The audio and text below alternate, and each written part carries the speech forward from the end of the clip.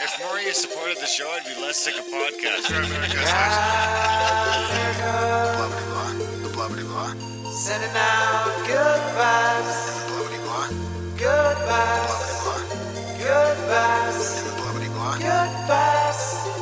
Good vibes. 108 breaths of deep gratitude and prayers for guidance and protection. And put on a didgeridoo and shamanic drumming track. Shivers or vibrations and stuff like that.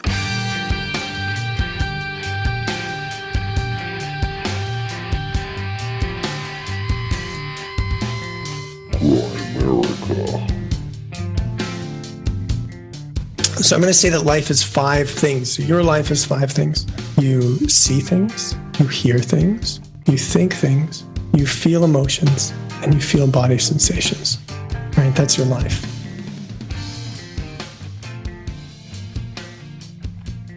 Okay, guys, welcome back to the Grimerica Show. We are going to be chatting with fellow Canuck Blaise Kennedy a little bit later. He's actually just a few hours away from us down in sunny BC, probably snowy BC right now. And fantastic chat with Blaise. It's kind of a great timing, you know, as we enter this next lockdown, at least for us in the Northern Hemisphere, and everyone's kind of going through some tough times. We don't talk about COVID too much in this app, but all of the stuff Blaise talks about could definitely help you deal with some stuff if you're having trouble with the whole thing at this point, as most of us are. And we got everybody's favorite podcaster here. Graham, my holidays are all overdone. Hey, buddy. Yeah, this is a good one. I mean, how to you access consciousness, right? I mean, this is one of the most important. St. Pauli sent you a new toque. How come you're not wearing it? I don't know where it is. It doesn't Just cover grab your the first ears. one. Well, it's because I have the earbuds in. Oh, does it normally? Or is that just how No, you it's kind of. it just keeps the top of your bald Yeah. head warm? Yeah. Really, I just didn't want to brush my hair. Maybe I should trade you the yellow shirt for the orange shirt. Sure. Actually, that dark color looks good on you. You'll be all right. You should be rocking the Huscular shirt. It's going to look weird when I wear it. So this is an important show. I'm pretty skinny. Yeah, I know. So I'm wearing it. It's like mocking. Okay, let's get through that. Let's tell everybody right. I don't want to talk about us. Grimerica.ca/swag. Yeah, you got some new stuff on there, don't you? I don't. Oh, somebody put some new stuff on there, didn't they? Bill and Ellie run that. Thank you. Thank you. Did they put some outlawed stuff on there? There's a bunch of outlawed That's stuff our new on there. feed. Have We got to talked tell about everybody. that We yet? got to talk about it. No, we haven't mentioned it Oh, you on a didn't want to regular talk show. about us. What? Oh, you said you didn't want It's to talk not about us. That's our show. That's about everybody. You look like you want to do a quote like right now. No. Or you're No. still just kind of looking for one? Kind of looking for one. I found one. Is there? Yeah. That's a new book. That's You the new could book. read the quote. Did you put a nice little note in there to us? We got Charlie's new book, Charlie Robinson's new book, Controlled Demolition of the American Empire, on the desk. Which is going well. From the founding of the Federal Reserve to 9/11 to the coronavirus pandemic. Or panic. Panic? Panic, it says on there, yeah. I like that. They didn't call it a pandemic because they changed the definition of it, didn't they? Anyways, we can talk about all this kind of stuff on our new feed, right? Totally. It's not blocked yet. Grimerica Outlawed. I mean, I wanted to talk about our friend Dave Mathisen. Star Myths, right? You know, he did a little deconstruction of what happened at the Capitol. Deleted. His YouTube video got deleted, so he's in trouble already. Massive purge going on, yeah. Just his video? Yeah. Not his channel? I don't think so. So it's good timing for us to be talking about more controversial things on a different platform. So Grimerica Outlawed, honestly, please download it or subscribe. Do what you do to your new podcast feeds, right? Grimerica Outlawed should pop We're up. in Spotify now. I've confirmed we're in Spotify, at least in the USA. I don't have my phone to check the Canada one. But we weren't in the Canadian one yet the other day, but I know we're in the US one. We're in iTunes. We're in Overcast. I'm not 100% sure that we're 100% available on Android yet. I don't think we've talked about it in our But I normal do intros have, yet, right? if you just go to GrimericaOutlawed.ca, right on the home page, the RSS feed is there. So you can grab that feed, paste it into your, add it to your manually into your podcast player if you want, right? But while I'm publishing this episode that's on my to-do list, to add it to the Google Play Store Okay. to get the Android people. Good. Awesome. So Yeah. yeah, that's where we're gonna kind of split the content a little bit, a little more controversial stuff over there. Try and somewhat protect this 8 years of work that we've done in Grimerica, and kind of give us a place to rant about deeper shit. Yeah, not worry about ruining this, because we never really built this on bitching about the government a whole lot, or we did from time to time, but Well, we did for covering up vaccines. flying saucers, and but we didn't like. It's very. It's getting a little more tricky. It's getting a little more tricky, and it's also a little more real, I guess, when it's like going on, and Well, especially like the last couple of days, literally since you published this feed, what the happened. purge is happening. Oh yeah, well that's the thing. We got to worry about it. We got some strikes on YouTube, and we don't want to. It'll solve our in-house argument we've been having about how much COVID to cover, and I mean I'm with you on a lot of that. That it's important. It's important to talk about. And I'm with you on it too, to try and manifest our positive future without focusing on the negatives. So this way we can do both. So we can hopefully manifest a positive future, focusing on both negative and positive things. Yeah. We'll have a negative stream, Grimerica Outlawed. Not super negative, because we're just be telling you the true stuff. It'll be very conspiratorial. It'll be very medical tyranny. It'll be very anti-vax. It'll be very anti-COVID, probably by just because of all those things, anti-mainstream and anti-government. Not anti, against. I don't know what the word is. But anyway, that's where we're doing all that. We got a separate YouTube channel. Haven't done the bit shoot and everything yet. I mean, we'll start working our way through all that. There's a lot of work to do. Yeah. Maybe you could do the bit shoot and stuff like that for that one. Sure. Because really, nobody does it for Grimerica. You used to be able to auto do it, and now you can't. Oh, really? Yeah. But then somebody. Well, we should put stepped both up. on there. We should put both on I there. don't have his name. The problem is BitChute needs to really fix their format. There's 707 videos, 708 now, or 9. Yeah. And they're all like a gig each. Yeah. So there's like a terabyte or more of video. Yeah. Could be 2 terabytes. Anyway. The other thing we got is audiobooks too. We published one, and we should talk about probably Secret Societies of All Ages, book 1, right? That's out there. Yeah, book 2 will be soon too, because they just You bumped emailed that me ahead? back. They emailed me back today with a little hiccup in it. Oh, okay. We wanted to because you were doing some other big ones as well, but we wanted to wait and do like a marketing push with all of them. But I mean, really, all we have is you listeners, and Actually, I a might little send bit of that one social to media. you so you can listen to it, because it's an error I've never got before that's Okay. going to require listening to the whole file, No. like a background noise or something like that. But it's not a long file, so even if we had to reread a small portion of it, it wouldn't be bad. Okay. But that usually after that happens is very quick. Like that means you're in the queue. Like when I was doing Mark's book, it was like there was a problem, and then after it was submitted, it was like only a week later and it was live. So hopefully it'll be the same. We'll fix this, get it uploaded in the next couple of days. And in the next couple of weeks, Secret Societies 2 will be live. Secret Societies of All Ages and Countries, volumes 1 and 2, right? Volumes 1 and 2. Yeah. One's already for sale. Yeah. I think it's $18 or a credit. Yeah. If you're on Audible. We get paid either way. It's actually not bad. We got a not bad deal with them. We make more with them than I think it's like, 40% after fees and stuff, which isn't bad. So it really does support our audiobook endeavors if you go there and use the credits. And make a good review, maybe. I mean, even if you don't like it, write a review good it, review. share it Just with help people that it. you know are into audiobooks. Yeah. So there's Secret Societies of All Ages and Countries, Volume 1. Volume 2 is coming right away. Our best-selling one so far is Esoteric Structure of the Alphabet. I know. That's It's a good, it's almost an 100 copies of interesting, it. really? And it's super an cheap. interesting book. I want to say it's like $7 or $8. It's weird when they go back to the way these words are pronounced, and amongst all different, what it tells me is that there's a connective consciousness, that we're connected somehow. Like on a lot of this stuff I've been reading, like Hamlet's Mill and the Secret Teachings of All Ages and Secret Doctrine. Those are all in the editing process. A lot of it seems to be about these old mythologies and old societies that have common threads way, way back maybe before physically connected.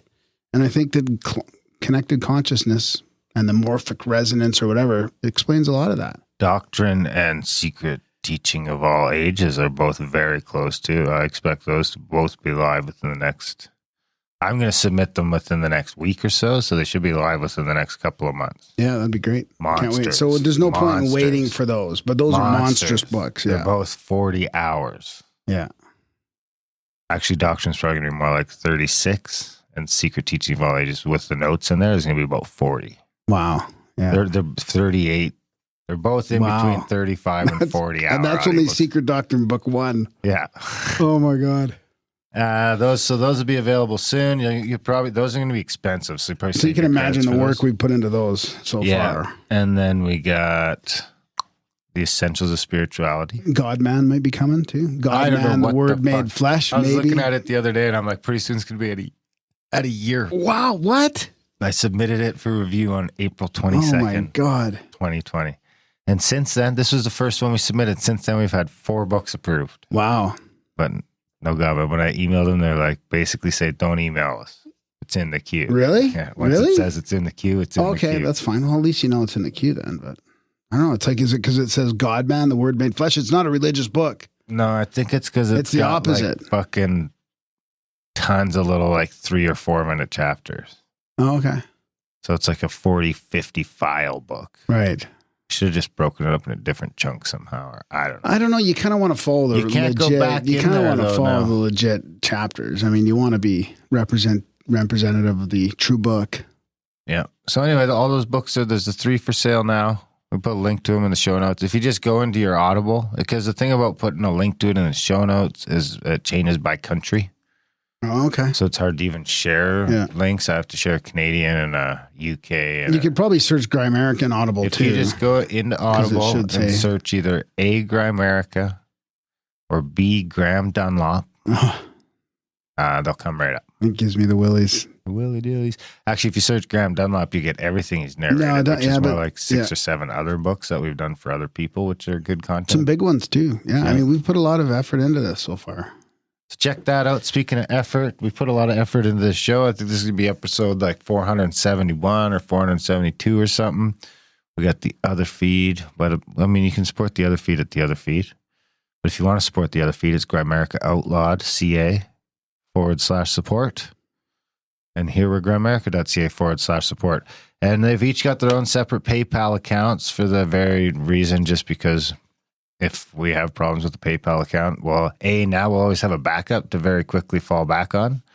And B, again, when you're going after vaccines and pharma on a regular basis, which we plan to do with the other feed, then you're very likely could have issues with those sorts of things. So we're trying to avoid that as much as possible.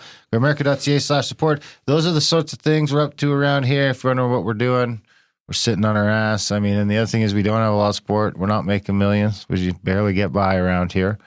And Grimerica.ca/support. We're starting off 2021 with a bang, hopefully. I did want to give another shout out to Sir Scandinavia, speaking of support, who was kind enough to send us a nice, healthy chunk of support, as well as what's got to be close to $100 hard copy of The Golden Dawn.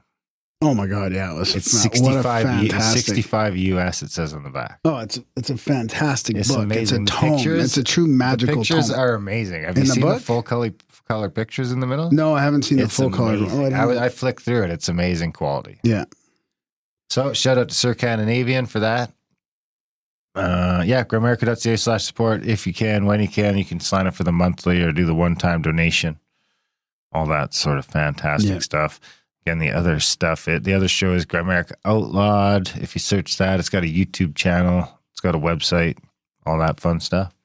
Yeah, just download it into your player so we start off with a lot of downloads. Because here's the difficulty with the new feed. We've only got the one new episode in there, but there's... the back catalog of Black Budget is in there. Episodes. We've repurposed 45 episodes. No. Oh, there's a problem. As I went through it all, it ended up at 40. Which is annoying, because after doing it all once... you know how many times I went through it? What? No, I went through it all very carefully. Oh, my God. I'm at like... I went through it all. minus 6. 3 hours to go through those notes.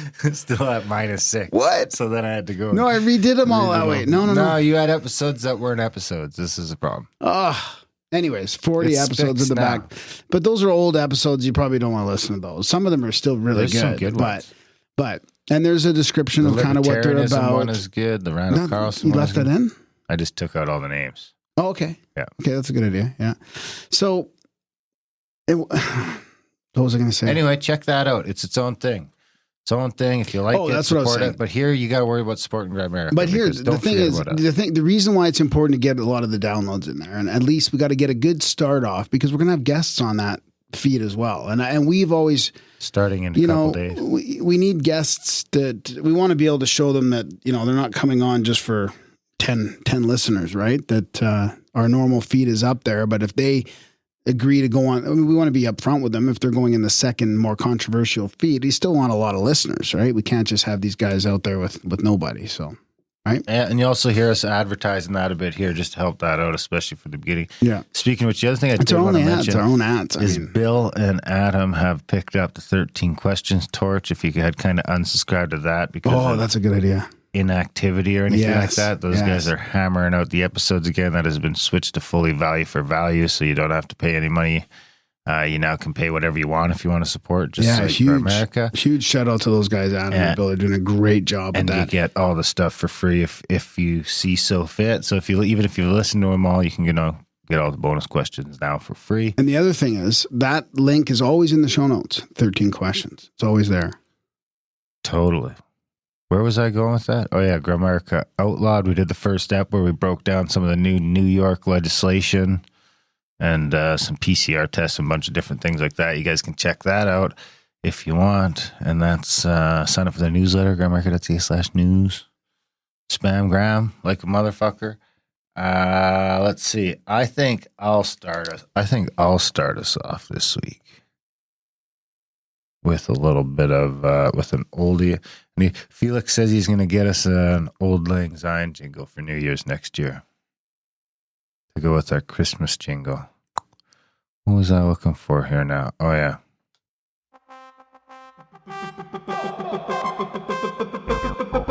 Bingo, bango, social media jingle. Don't forget to rate, comment, and or subscribe to the Grimerica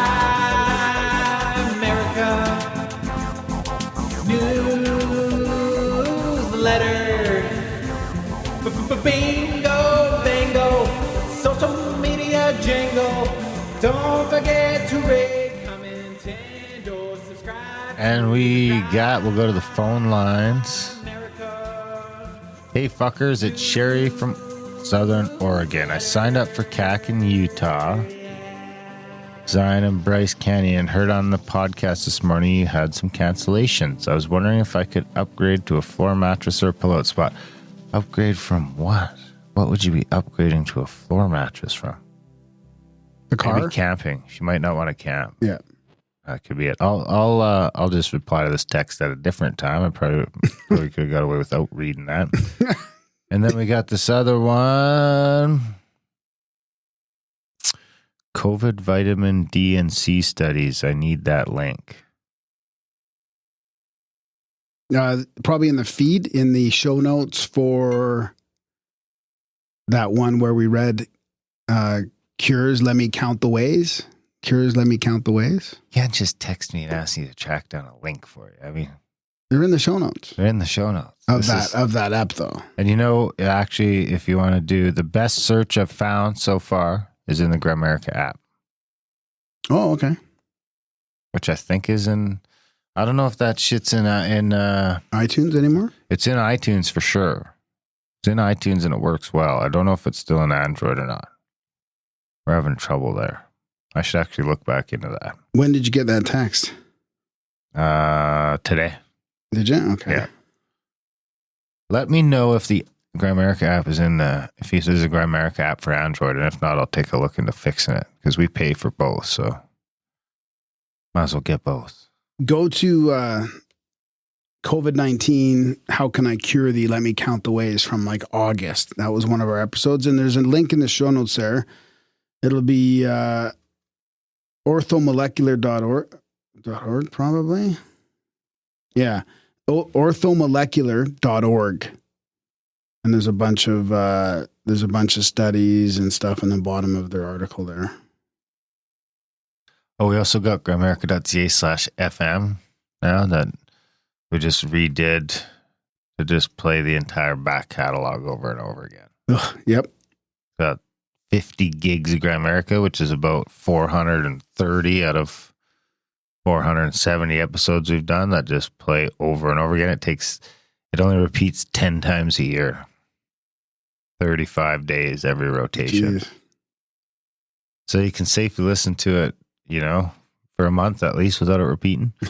And then I realized I don't have my phone on me, so I can't do any more social media. That's okay. I got a couple things anyways. I wanted to go to, I was waiting for you to mention the chats because I do have something from the chats. I love, it's funny. I was going through there thinking about, I'd like to try and make appropriate type things. And Blaise Kennedy is talking about accessing consciousness, very important.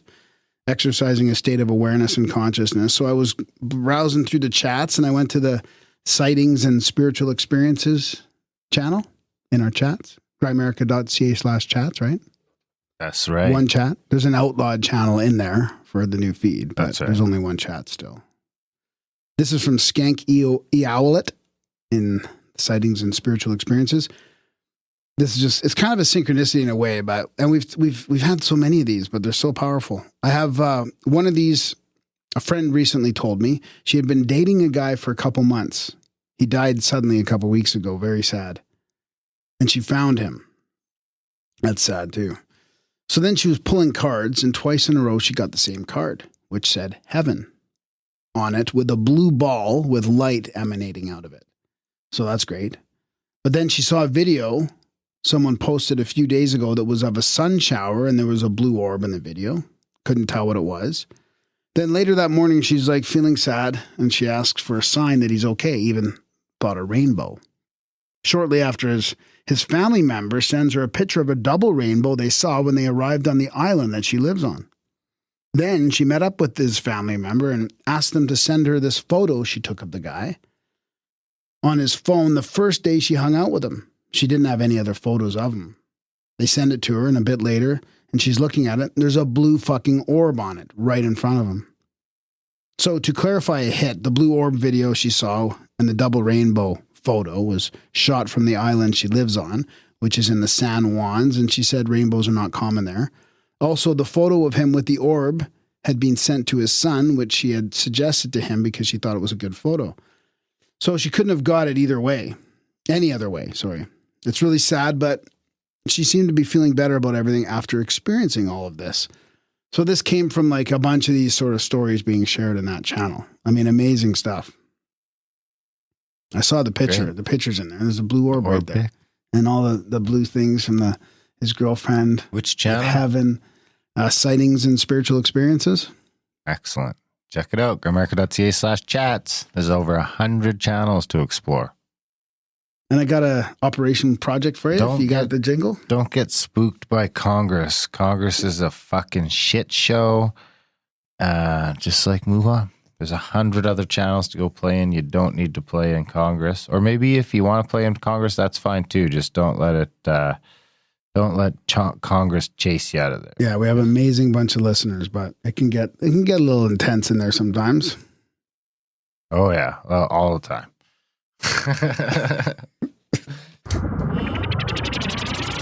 What's that noise? These guys are at 11 all the time. Definitely military, probably classified too. Dishfire, Prism, Century Eagle, Sigma, Mannequin, Artichoke, MK. A fun 11 though. Operation Project. It's kind of appropriate. You ever heard of Operation Garden Plot? Sounds like a good name to call my spring garden. Yeah, it sounds like it, eh? Did you hear people going around taking away chickens from people? In the UK, I think it was. Oh, no. I thought of you. Did you? Yeah, of course. Yeah. How's your chickens doing? They're great. That's good. They got a couple years out of them still? One was just in the window flapping around. Yeah, I saw the shadow of it. I'll get another 2 years at least. I'm still getting fucking 20 eggs, or I'm still getting 18 eggs a week. Wow, that's great. Out of those birds. And we've 2-3 weeks past the. That's pretty good. That's more than I expected more it to than your slow own. down Yeah, quite that's a bit. more than your own. That's more than can feed yourself, right? Really. I mean, 2 days, 2 eggs a day. I give let's away say, a lot like of you do. eggs. Yeah, I good. give away a ton of eggs. Yeah. So Operation Garden Plot. The Department of Defense, Civil My chickens are fucking well defended, just in case anyone gets some ideas. You fuck with my chickens, you'll bring down the wrath upon you. The Department of Defense Civil Disturbance Plan, Okay. also known by its cryptonym Garden Plot, was a general U.S. Army and National Guard plan to respond to major domestic civil disturbances within the United States. The plan was developed in response to civil disorders of the 60s and fell under the control of the U.S. Northern Command, NORTHCOM. It provided federal military and law enforcement assistance to local governments during times of major civil disturbances.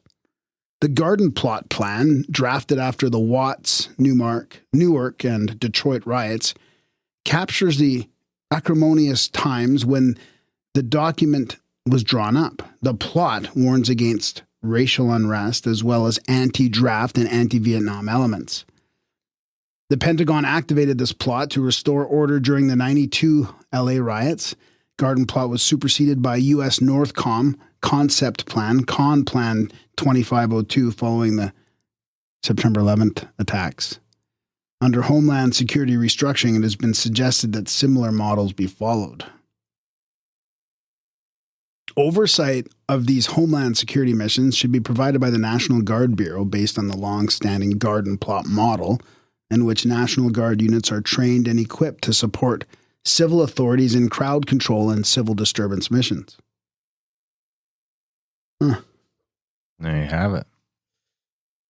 Oh, I want to read Rex 84 as well. That's in here. See also Rex 84 and Posse Comitatus Act. And What's Rex 84? Rex 84, short for Readiness Exercise 1984, was a classified scenario and drill developed by the United States federal government to detain large numbers of U.S. citizens deemed to be national security threats. That's kind of fucking creepy right now. You're a total national security threat, bro. We all are. I'm not. No, I'm good. In the event that the president declared a national emergency.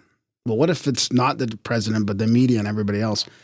The plan was revealed in detail in a major daily newspaper by reporter Alfonso Chardy in the July 5th, 1987 edition of the Miami Herald. Possible reasons for such a roundup were reported to be widespread opposition to a U.S. military invasion abroad, such as the United States were directly to invade Central America, to combat what the government perceived as subversive activities. The plan also authorized the military to direct ordered movements of civilian populations at state and regional levels, according to Professor Diana Reynolds. Existence of a master military contingency plans, of which Rex 84 was a part, Operation Garden Plot, and a similar earlier exercise, Lantern Spike, were originally revealed by journalist Ron Ridenour, who summarized his findings in an article in Counterspy. Transcripts from the Iran-Contra hearings in 1987 record the following dialogue between Congressman Jack Brooks, Oliver North's attorney Brendan Sullivan, and Senator Daniel Inouye, the Democratic chair of the Joint Senate Committee. And it talks about all that. I don't think I want to get into the dialogue, eh? We'll see. No, you can put that in the show notes. Rex 84, readiness in 1984. Oh, did they pick that year on purpose?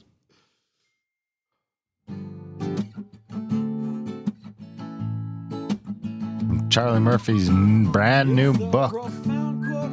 You know, we've probably heard this.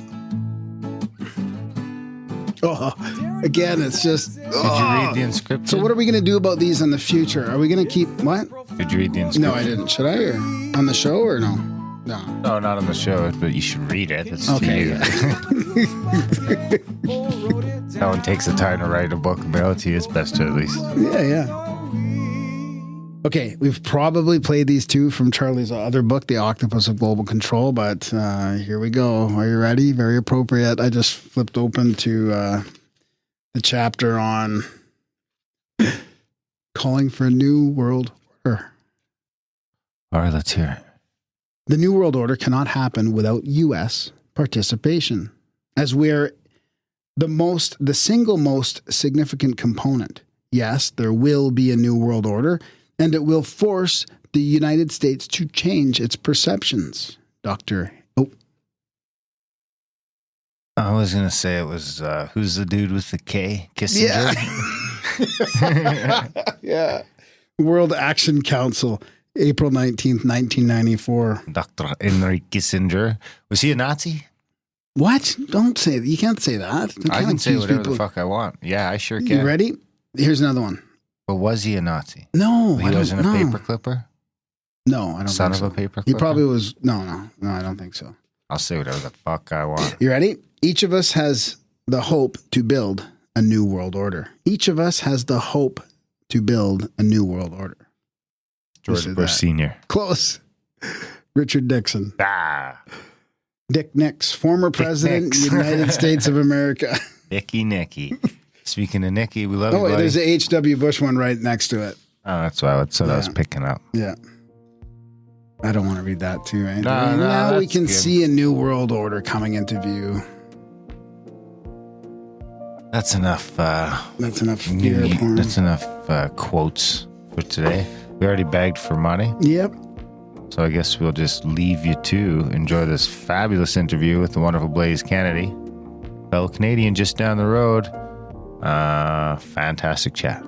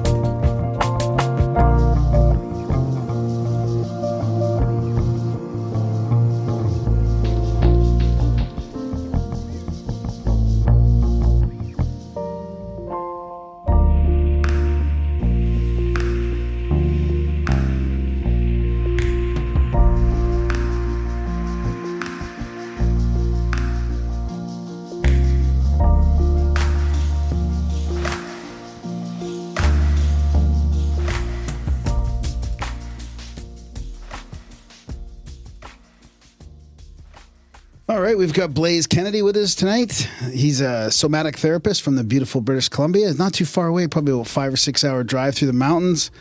And we're going to talk about healing through awareness and consciousness and all kinds of good stuff. Can you just say the British Columbia? Is it a what? Is that it's beautiful British Columbia? Is that what they taught you too? Do they same teacher? What do you mean? What's wrong with that? I don't know. Isn't that like saying the Alberta? I don't know. It's okay. What do you think, Blaise? We've frozen up. Yeah, I'm back. Okay, good. Sorry about that. Talking about beautiful British Columbia, where I'm born and raised. There you go. Yeah, me too. So how you doing in the mountains, snowy mountains right now? Well, my wife and I moved here maybe 6 years ago, and it was a place to go for many reasons. It was wholesome. It's connected to nature. We needed a place to go, but it's also a place to go when the modern world seems to be more unstable, and that choice is looking really good right now. So we're tucked away, and we have a wonderful community here of people that are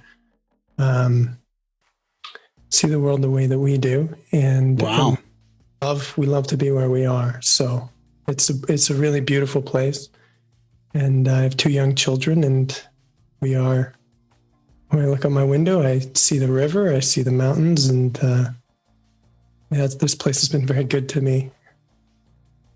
That's great. I read your email that you sent me and looked at your website and all. I'm looking forward to discussing the important topic of how to access consciousness and all that. But I do think, even though you put your story down at the bottom of the priority list, I think it would be appropriate to start there probably. And you probably don't like talking about yourself, like me, but I think it's worth it. Let's talk about how you kind of got into this a little bit. I mean, quite simply, I got into this because I was kind of cornered in my life. Normally people kind of live with a standard connection to consciousness, and they're able to move about their life and get things done and achieve their goals and have healthy relationships. But I wasn't able really to do any of that. The major turning point in my life, I think, was when my father died unexpectedly when I was 12. And as a teenager, there was no context for what that meant for me in terms of my trauma or my life. And I just tried to carry on with my life. And I wasn't really functional. I continued to actually lose functionality. I got involved with drugs.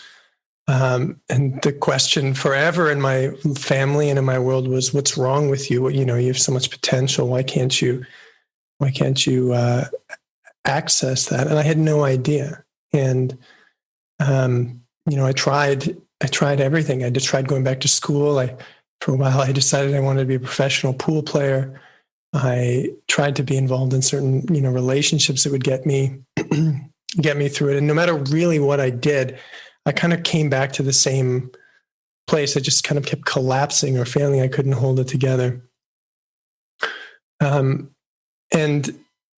for me now, I see this as a tremendous grace. It was very lucky. I feel very fortunate. But at the time, I felt miserable. Like there was something really wrong with me, and I wasn't able to fix it. And that's also the good news, is that I wasn't able to fix it. It made me open to other possibilities. I actually kind of got forced into that. I got sent to a treatment facility and for drug addiction. And what they basically supported me to do was to learn how to tell the truth and to feel myself and to be honest about my thoughts and feelings and what I'd been through. And that's really the only thing I hadn't tried. I tried moving forward in my life. I tried, picking up a new hobby or sort of painting another coat on a kind of a rusty ship.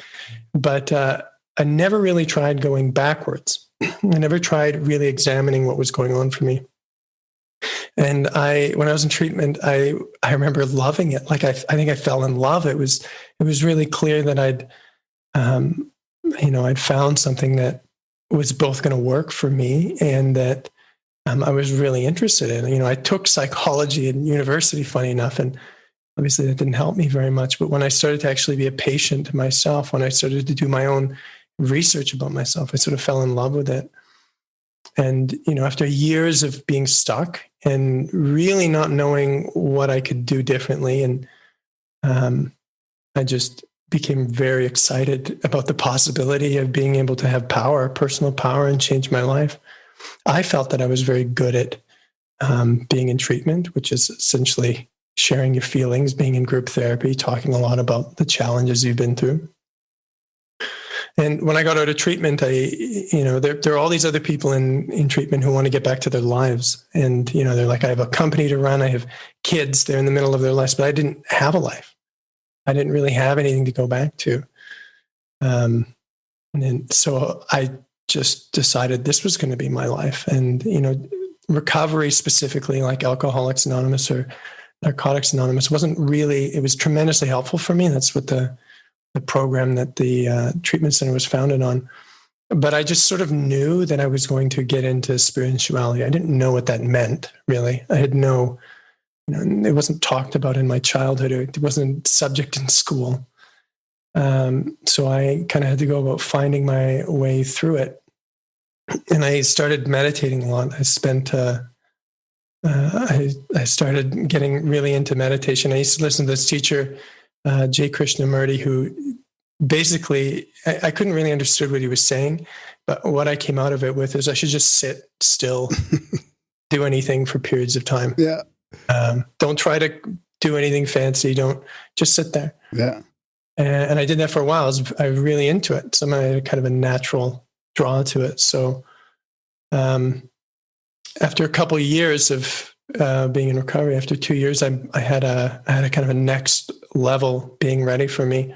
A package deal. I met my wife, and she was into spirituality, and she was actively aware of all the spiritual teachers. And then my wife came into my life, and she right away she bought me tickets to meet to a workshop of this one teacher. She had carried books of the other with her when she moved into my house. And she actually picked the Slocan Valley. It was a full package of a life. And I remember I went to see there are two spiritual teachers who really had an impact on me. And one of them, I went to his workshop at UBC, and he's from Germany. His name's Thomas Hubel. And I looked at him, and I remember thinking to myself, this is the first person I've ever seen in my life who really knows what they're doing. Just I looked at him, and I knew he knew. And I decided that whatever he told me to do is what I was going to do. And so he, in terms of consciousness or spirituality, he had one particular focus. And I'll talk a little bit more about that, is how I sort of break down consciousness. But he really emphasized, you could say, healing or looking at our trauma.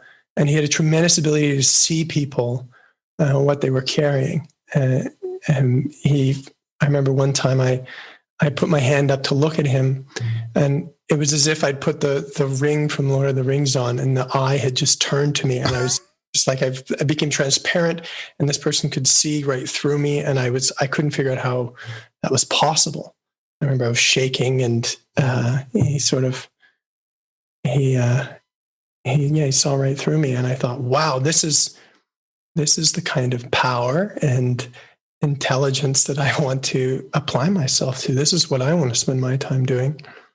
So, I ended up going to San Francisco to see him again. But really, I knew that I was just going to go out and do what he said. He gave me very simple instructions, and I just went and applied those.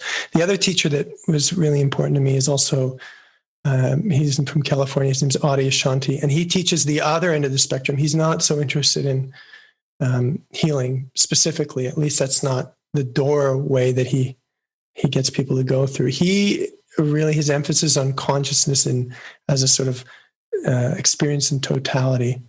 And he comes from Zen Buddhism originally, and uses a practice called self-inquiry. So, I had my wife. I had this. She was my wife now, and we had this life path together of traveling and moving here. And I had two sort of teachers with their sort of basic outlook that were helpful, and I just got to it. I just lived my life from a different point of view with a really small shift in how I did things that made a tremendous difference. And yeah, I could talk about, more about the experiences I've had specifically, but I'll just, I'll leave some space for you there. Sure. Yeah, sure. I mean, it's very similar to the experience I had in treatment too. I was shunted over to treatment, in 2008. I loved it there. I was just embracing the spiritual part of it. The honesty part was the most freeing aspect, like realizing that I had been lying to myself. And I had this reflex of making excuses and justifications. And once I started to be aware of that and realize, like, I don't need to please anybody or pretend I'm supposed to be somewhere else or whatever. Just that was the most freeing part, was the honesty part of it. So it must have been good seeing, meeting those teachers, and then that self-inquiry you're talking about, which you've already been used to doing after a couple years in treatment. I mean, Well, treatment was a huge advantage because, I mean, you know what it's like. It's like, especially AA meetings are like people just coming over the top to be honest about the most intense stuff. Yeah. Right. And you just get used to a kind of ethic where you're used to, you just say and do and admit to and feel very difficult things, and you get a lot out of it.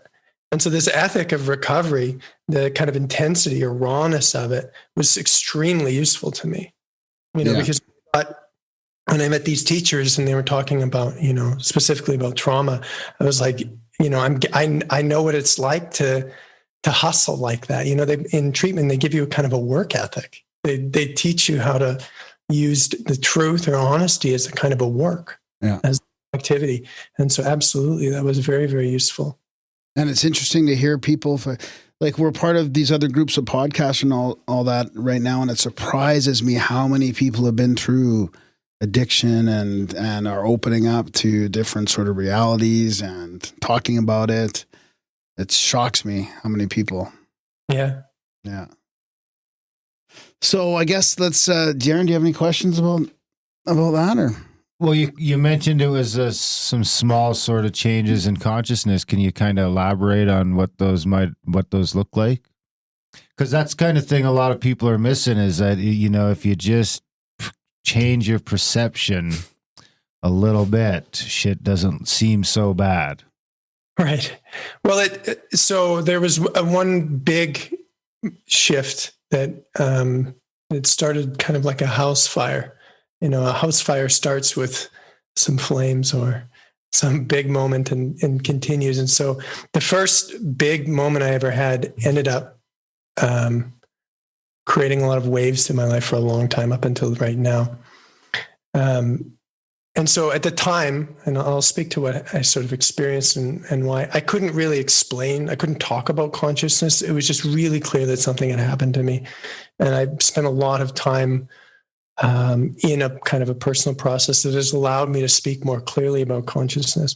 But with everybody, when they start, we all know that we have consciousness, but it's very difficult for any sort of person who hasn't been through a process to say clearly what it is from their experience. It's kind of out of focus. It's kind of, it feels like something that's happening, but you know, what does it actually mean for consciousness? So people, as you're saying, you know, if we recognize, if we turn to consciousness, what effect is it going to have on my life? Why would that help benefit me? Well, I didn't need to know that at the time. I was just all in. I'll talk a little later about how I think it can create change in your life, how I see it now. But I was given a book from this teacher, Adi Shanti, and his method is called self-inquiry. And it's a very ancient and direct way of looking at consciousness. And it's called self-inquiry because what you do is you say, what is it or who is it that is having this experience? And you can eliminate anything that's changing. So, you know, my thoughts are not continuous. They change, they stop and go. There's a sort of a flow of thoughts, but they're always changing. So I can't be my thoughts. Well, I can't be my feelings either because they're changing all the time. I can't be my body sensations because they're changing all the time. So it's this kind of curiosity about this sense of self. And for the listeners, we're going to do an activity around this at the end because this is really important. I think it's the foundation of consciousness. It's the sense of self. And I was reading this book and his method, and it kind of made sense, but not really. You know, when he says, who is it that is having this experience? I was looking and I wasn't really sure. And I was actually walking under the Burrard Street Bridge and just randomly walking along, and I had a very strong sort of answer to that. It felt like I actually got hit in the head with like a lightning bolt or something like that. There was this very strong experience in my forehead, and I sort of sat kind of where, if you know where the little ferries are. Yeah, under the Burrard Street Bridge in the Falls Creek there. Yeah, like a boat ferry, right? Yeah, no, ferry. Well, there might have been other ferries too, but. And, you know, there was energy in my body. There was also some movement, and I knew something was happening, but I didn't know what it was.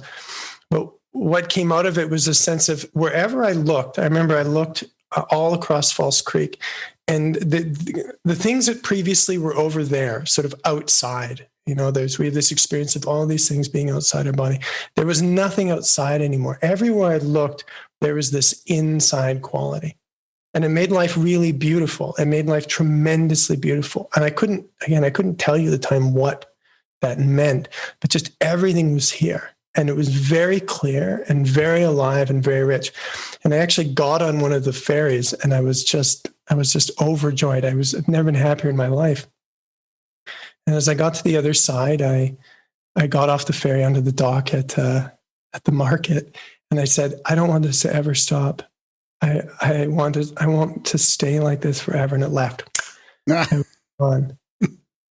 And but it was enough, like even beyond, really didn't understand what it was, but everything in me, like, started to change. And I mean it when I say like a house fire, like that was a kind of a spark that just created in my body, in my emotions, in my mental world, in my whole experience, a kind of very continuous process of transformation. Everything reflected that. Some memories would come up, stuff would come up for me. I'd start to, read books about spirituality and understand elements of them. Consciousness was becoming sort of unveiled for me. And I probably started meditating even more. And what I would say is that what I would say now is what was happening is a tremendous refocusing, so that the body and the emotional world, everything that you call yours or yourself, is kind of organized with a level of focus. I'm going to say that for now. And it was a tremendous reorganization, because consciousness for me is something that is perceived when you shift your focus. It's really a different way of looking at the same experience. So you can understand if you take a camera lens or something like that and you shift between the foreground and the background. Well, in the foreground of life, we see a sort of material world where I am separate from everything else. Everything is predominantly physical. I feel like an object, and I look around me and I see a bunch of objects out there. And this is like what Newtonianism is. This is what Isaac Newton says is physics. And the world's been operating like this is the truth forever, that we're physical objects. We apply force to things. If I want to build a house, I have to hit it with a hammer. That's the world that we experience. So a shift in perception is really in everything inside myself, my emotions, my body, my mind, my awareness. Everything shifts, and I don't see a physical world anymore. I still perceive that this microphone is physical. If I tap on it, my hand's not going to go through it. But what ends up happening is that the dominant experience is of a fluid state of energy. And that everything appears like a fluid state of energy inside the experience of being aware. And to have that shift for me, was a process of refocus or reorganization. The more that I turned my attention to it, the more that my whole body moved in that direction.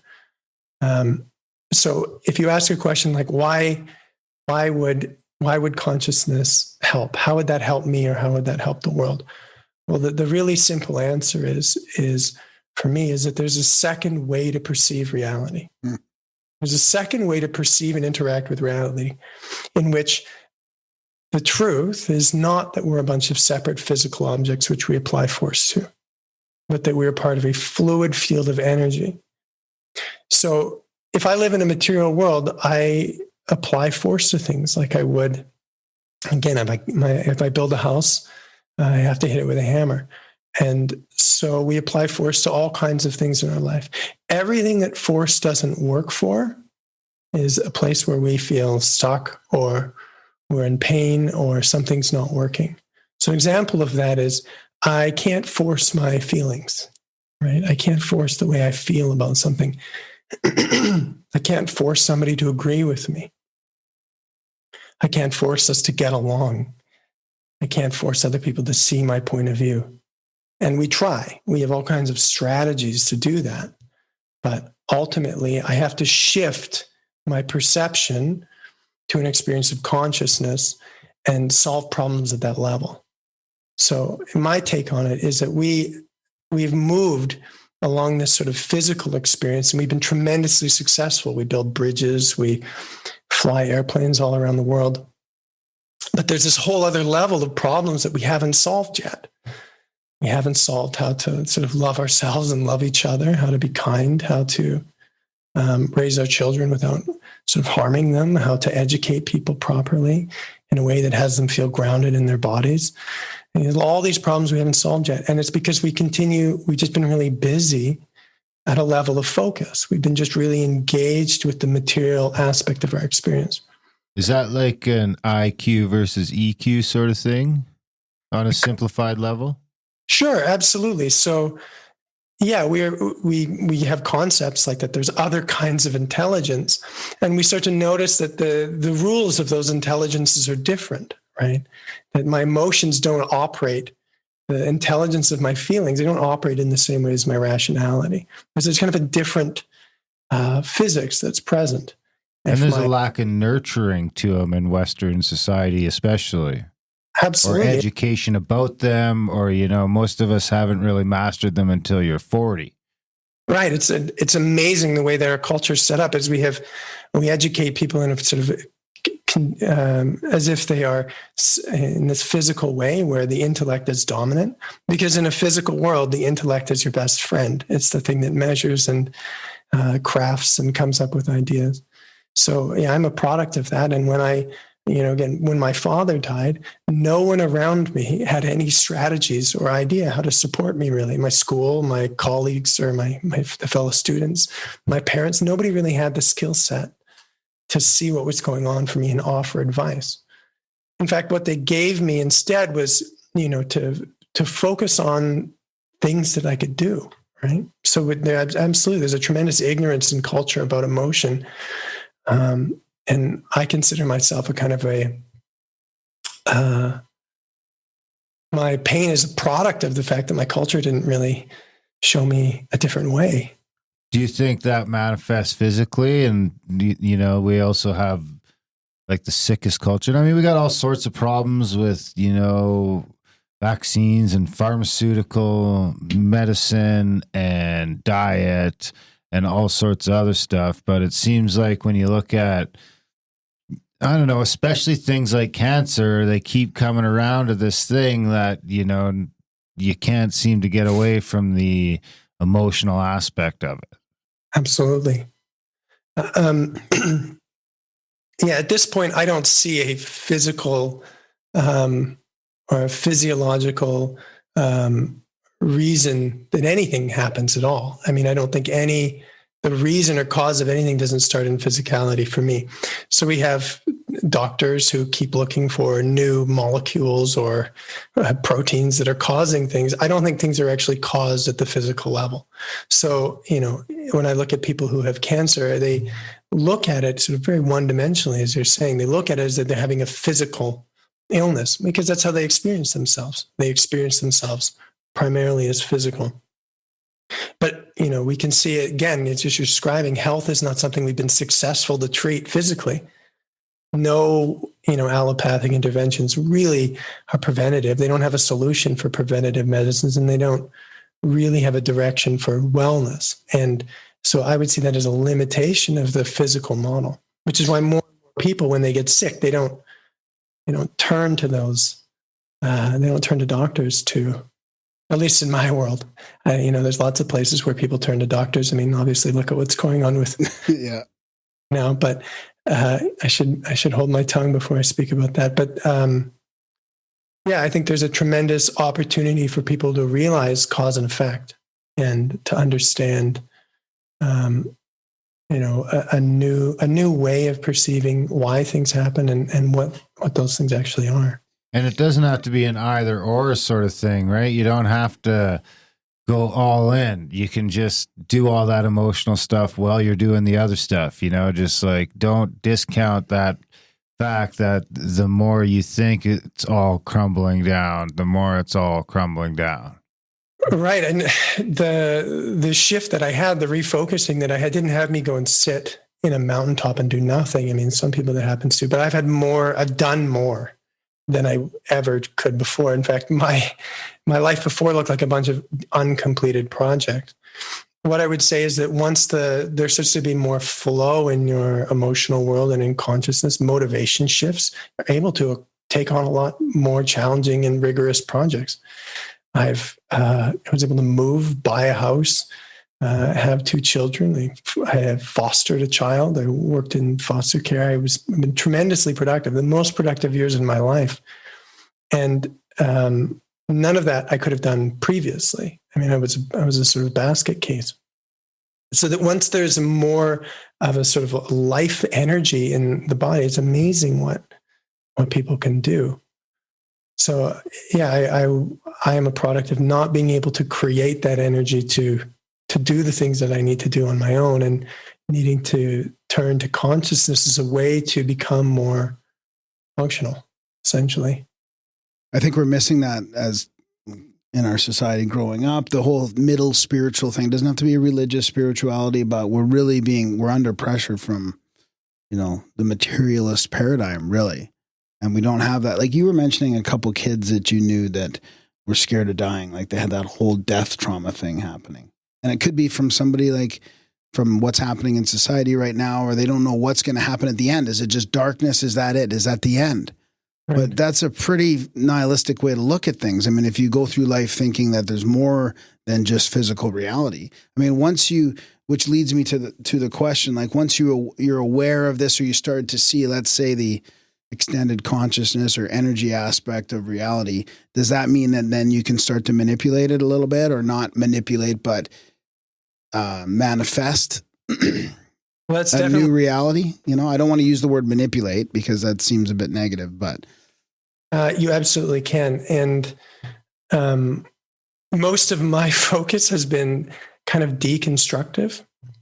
What I've been more concerned in myself and with people I work with is I actually believe sort of life wants to manifest the best, but we actually have things that are blocking that. And so I actually experience a model of reality that's more like a loaded spring than something that needs to be sort of stoked and encouraged. And a loaded spring, you just move your hand out of the way of it, right? And there it goes. I actually think we're primed for success, for reaching our potential. That's what everything inside of us wants to do. But for a variety of reasons, that is kind of locked, or a good word for that is contracted inside ourselves. And so absolutely we can focus on those things. But for me, the most important thing is to notice, if there's something I really want, am I holding it in an open way? Is it flowing through me, or is it contracted? Because I can want to be something great forever, but if I hold it in a kind of a negative way, in a contracted way, it tends to show up in my life that way. Right? And so when you say hold it, you're saying hold it in your vision, hold it in your experience, hold it in your body, in all those ways? All of those ways, yeah. Absolutely. So for me, most of the work has been and what I help people with most of the time is to remove barriers to the manifestation that wants to happen. And they know it wants to happen. That's why they're frustrated in their life. For me, I was growing up, I didn't know what I wanted to do. I wanted to do something great. Whatever it was, I didn't really care. I just wanted to do something meaningful. I wanted to express, I wanted to live. And, I kept trying to do that, and it kept failing. And then essentially what I did differently is I stopped trying to create something new. And I really focused on removing the barriers to that. And then the simple things become great. Absolutely. But also there became a clear pathway to achieving what I wanted. It just kind of all made sense. Opportunities started to arise that were perfect for me, that were developmentally perfect. Consciousness, you could say, the world of seeing consciousness is very much about creating, but it's also about learning. And to have a shift in consciousness really means kind of, for me, an openness, which is very pro-learning. And the universe loves to teach you. Consciousness loves to teach you. And so when we talk about, manifesting something along the way there, I know it's going to extract maximum learning value for you. And so there's a kind of, for me, there's a kind of intelligence to know that's where I'm going. And along the way, I'm going to have to keep learning about myself to refine, so that by the time I get there, I'm ready for it. So that I'm maturing as I go along. I decided when I was in treatment, I just knew I was going to be a spiritual teacher. But the path to doing that has taken me forever and required me to be tremendously honest and clear about what I'm doing. And so if we want to manifest something really wonderful, one way to think about it is we have a lot of responsibility. And I think life looks to match our responsibility with with teaching and learning. So how do we, especially now with what's going on? I mean, I've been on an emotional roller coaster. I'm sure everybody is with what's happening in the world. I mean, it is pretty difficult to deal with all this. Like, how do we shift our consciousness in these times, and how can that help us get through this collective trauma? Or I don't even know what the question should be. Like, what, do we, I don't know if people even want to see a different reality right now. I mean, it's scary if you see a different reality right now. Yeah. And I mean, your listeners and you guys are people who represent being willing to see how the world actually is. Whether we're all accurate about that or not is not really important, whether we know the right stories, but we're willing. That's why people listen to your show. It's because they're willing to see that there's a kind of either a dark side or a bright side that they can't see. Yeah. Both. And so I'm assuming that everybody who's listening to this is on board to that to some degree. The question is, as you say, where do we look? How do we get started? Like, where do you resist? Where do you go with the flow? I mean, when do you stand up, or do you just disengage? I mean, these are all the questions that I'm struggling with personally. Like, when how much do you prepare for, moving to a more isolated place? Or is that something, or do you just prepare yourself for a couple years of letting go and hunkering down and seeing how everything washes out, Right. So, I mean, there's in the occupation that I do, I'm aware that there are many people who have strong opinions about what's coming next. They, for a variety of reasons, whether they refer to the Bible or whether they have their own personal insight, everybody would like to chime in about, many people would like to chime in about what the next thing is that's going to happen. And frankly, I don't know. I think that there are some rules. I think that there are some principles that I could suggest are going to happen. And, so I certainly can't tell you where to live or but I guess to discern, like, how do we go within and discern what is, I mean, maybe that's a start, right? Discerning the truth, or what is not true maybe is better. Right. So let's just jump into a little bit. Let's not even wait to the end if you guys are okay with it. Yeah, that's fine. Yep. It's experiential, because I could talk about this a lot, but my favorite thing really is to show people. And then once you get a hang of what I'm talking about, then we can have a different conversation. I don't just have to talk about consciousness, but we can actually look at how it functions and how it feels. So we're going to do a little exercise, and with you two guys, I will use you as my, we'll do it relationally. So I'll ask you questions, and then you can tell me what your experience is. So I'm going to say, and of course the listeners, I would love for you to follow along and take this in as much as you can and participate along. So I'm going to say that life is 5 things. Your life is 5 things. You see things, you hear things, you think things, you feel emotions, and you feel body sensations. Right? That's your life. And we're going to do a little exercise to refocus the way we experience all of these things. We're going to do the very radical act of recognizing awareness as a pure and open experience that is all encompassing. So we can start with our vision. Graham, you can just name some of the things that you can see. Window.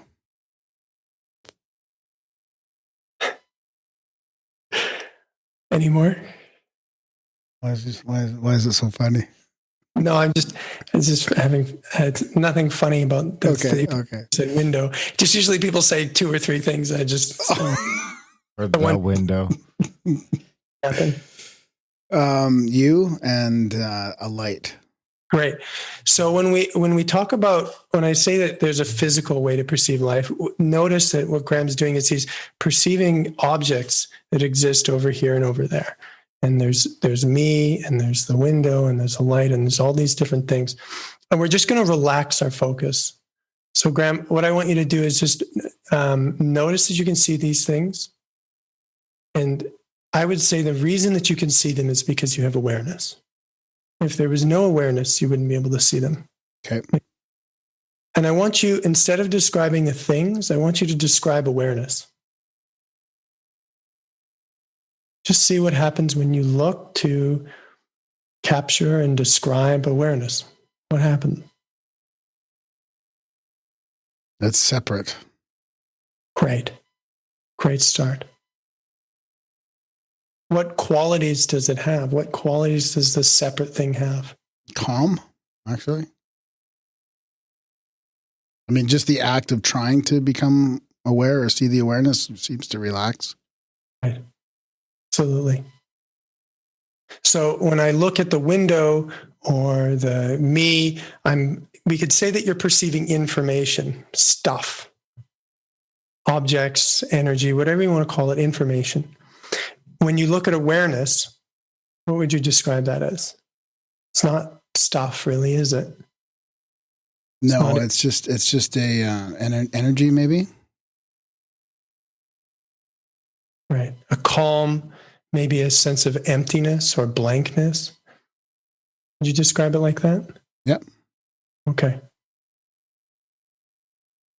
So, Darren, if we follow along, you can, I know you're wearing headphones, but just name some of the things that you can hear. Obviously, you hear the furnace kicking in. Great. You can hear my voice. I can hear your soothing voice. Wonderful. And the same way, you can tune in, you can focus on different things that you are hearing in different places. And we're going to do the same thing. We're going to go, I'm hearing things. I must be aware of them. If I didn't have awareness, I wouldn't be able to hear them. And I want you to describe awareness. First thing we notice is that awareness is not a sound.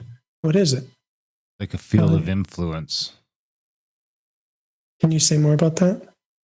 It's just kind of like everything within my bubble or my sphere that I'm able to discern or categorize. Right. So what you're saying is that when you look for awareness, you become aware of a sense of a bubble of experience. Is that right? Yeah, or more of a field. Field, correct. Because they can cross each other and stuff like that. Yeah. Right. And so would you say awareness is not a sound? Does that sound true? Yes. Great. So I would say I hear noises. I hear my voice, my soothing voice, or however it is to you listeners. And the furnace, awareness to me is like a silence. It's like a receptive silence. An empty space. Quiet. And without Blaise's voice changing or the furnace stopping, now I'm aware of silence. I'm aware of a kind of empty silence. And Graham, if we come back to you, we can do the same thing with your thoughts. You don't have to share your thoughts on streaming radio right now, but you notice that you have thoughts and you can connect with them, right? And we're going to do the same thing. I'm having thoughts.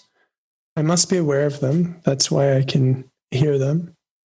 And I turn my attention to awareness itself. And how is awareness different from a thought? It's observative. Great. Absolutely. Right. If that's a word. Not. You know what I mean, though? It's not. All kinds of Observational. It might be. I mean, you went to a different school than me, so I mean, clearly you guys have different rules. They have all kinds of fancy terms for it in Eastern religions, but the observer is what they call it. They would call it the observer, or they call it the witness. Yeah. There's a sense like I'm detached. I'm witnessing life. Yeah. Is that the same like analogy of when you tell someone to like, you know, what are you thinking about or whatever? And they're like, well, I'm thinking about this. And then you're like, well, is that you? And they're like, well, yeah. And then you're like, well, who's listening there? Exactly. That's exactly what. So when you were talking earlier about the awareness and how I was thinking back to the mindfulness, you know, the Buddhist mindfulness meditation that really flipped a switch in me. And I remember lying on the couch and doing it. And it was that point when it's like, I'm not my thoughts, when I started to be able to watch my thoughts, that I'm not those thoughts. I'm aware. I'm separate from my thoughts. It's not me. I'm the awareness behind them. Right. Yeah. Right. You guys have some experience with this. We can just keep jiving on this. This is great. And you notice that it creates, I'm feeling in all of us, there's a sense of relief that comes with that, isn't there? Yeah. Like a pressure has been released. Yeah. Because awareness, you can notice for yourself, awareness isn't under any pressure. Right. Awareness is the experience of no pressure. Right. And the more I give my attention to that, the more relaxed I feel.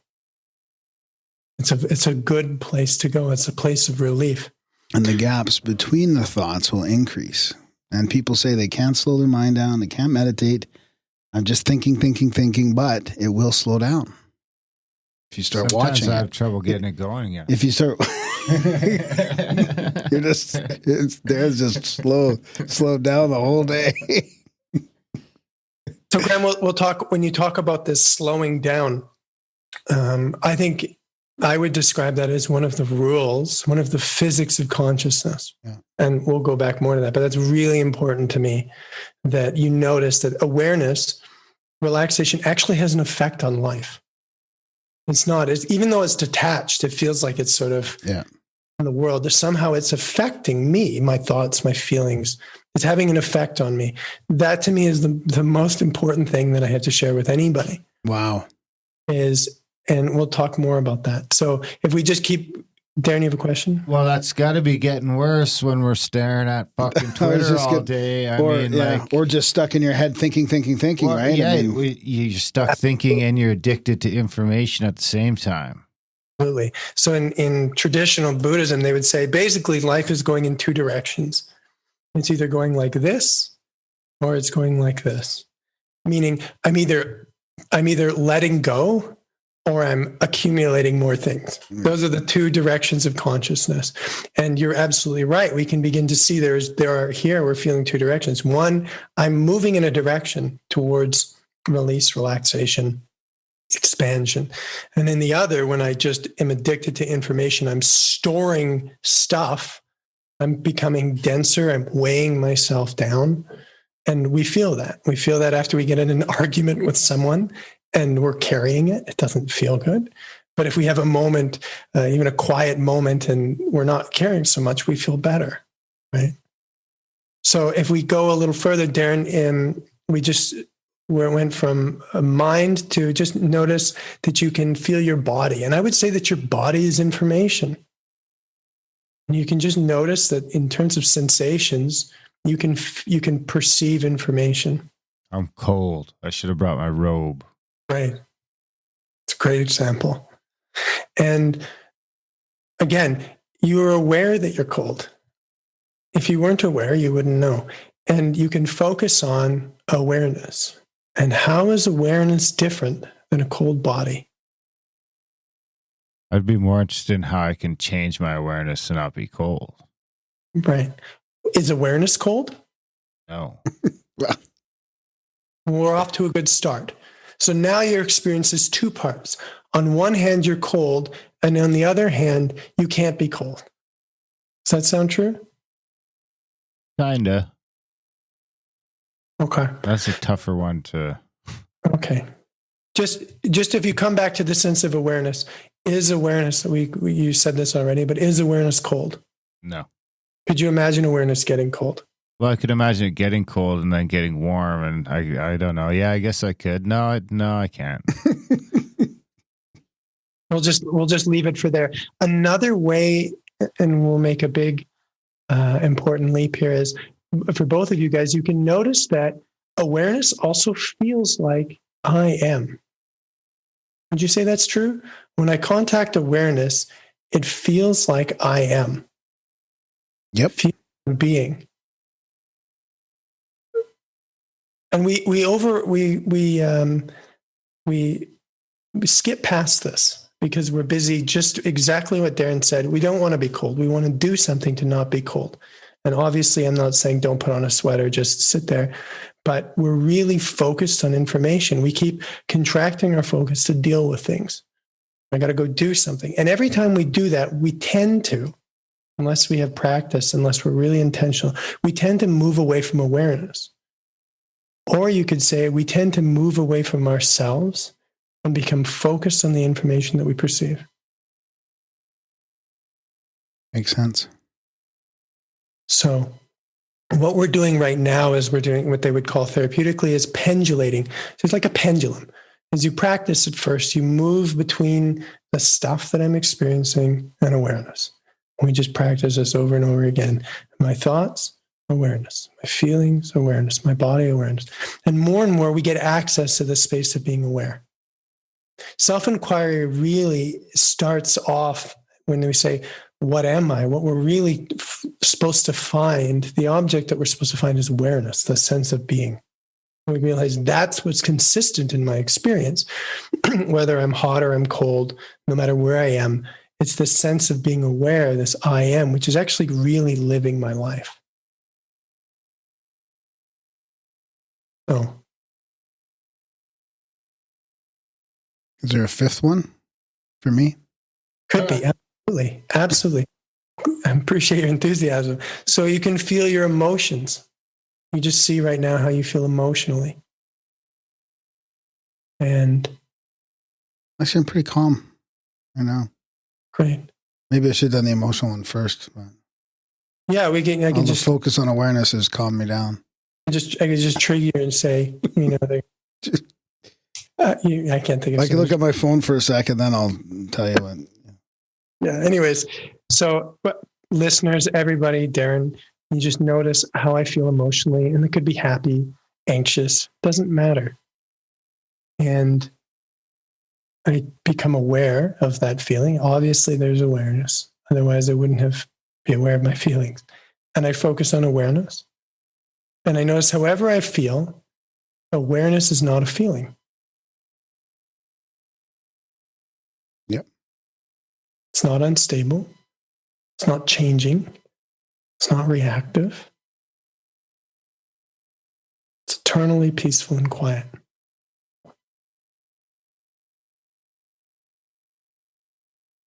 And just to both of you, as we've been sitting here with this kind of focus on awareness, and Graham, you spoke about it, how is this affecting your body, your mind, your emotional world?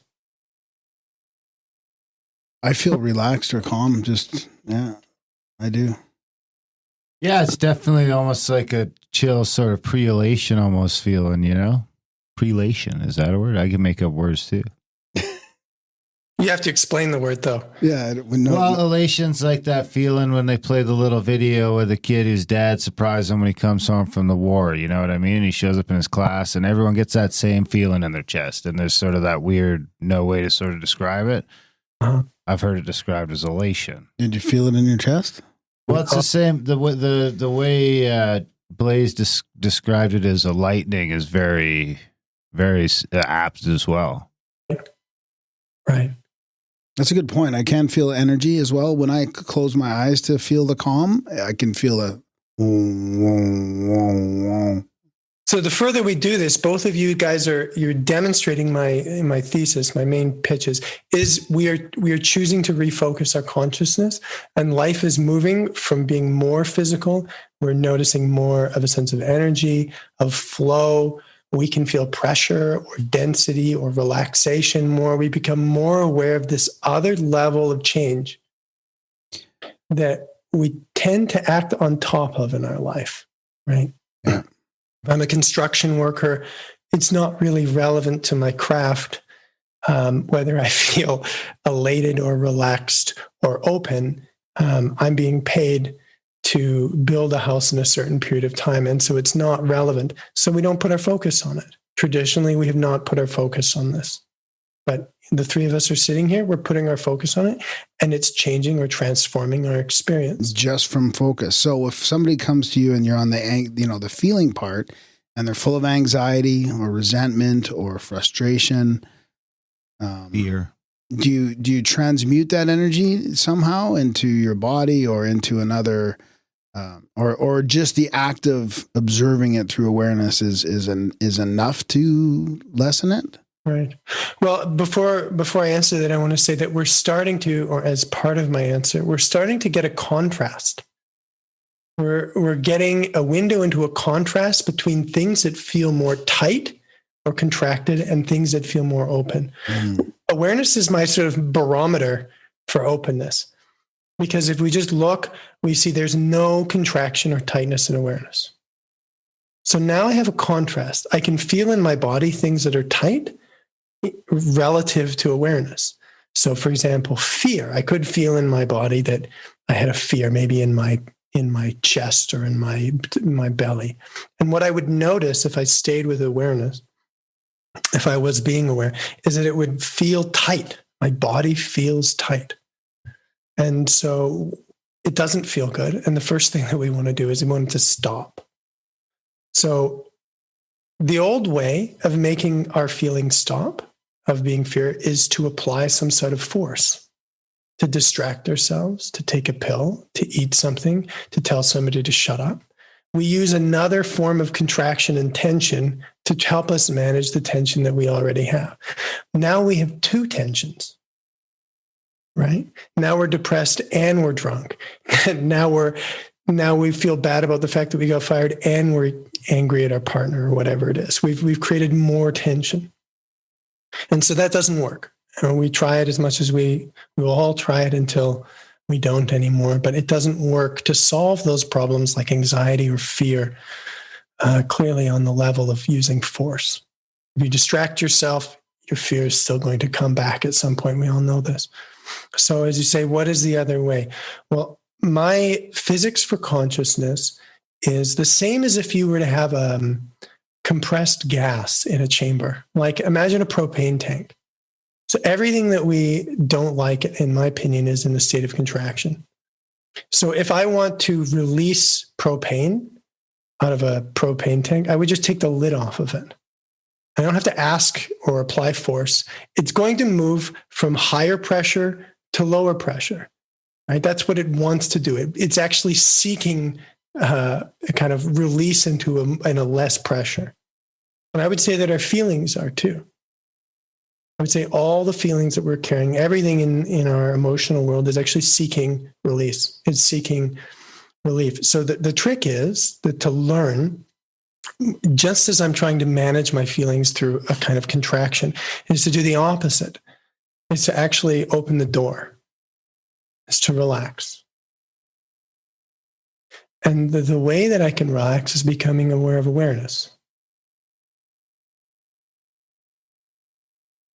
So whether you're having a feeling now that's uncomfortable or pleasant, it doesn't really matter. Just see if you can feel your feelings at the same time that you feel awareness and observe what happens.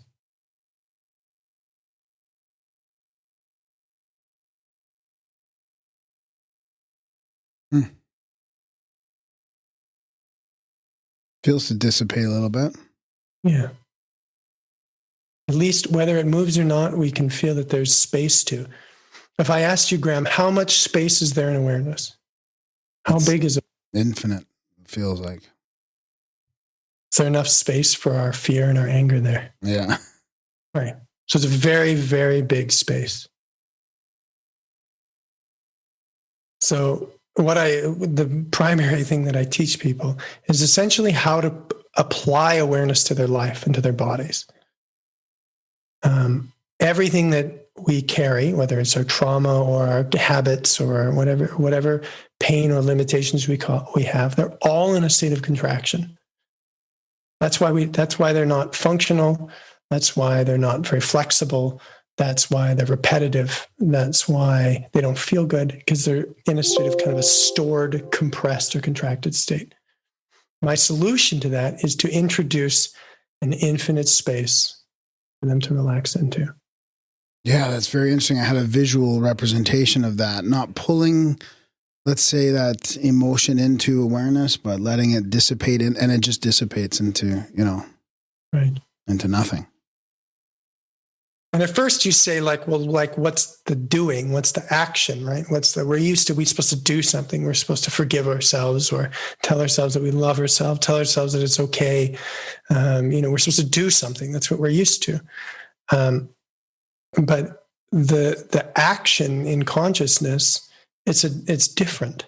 The physics, productivity, work, all the things that we do so well physically, it's very different in consciousness.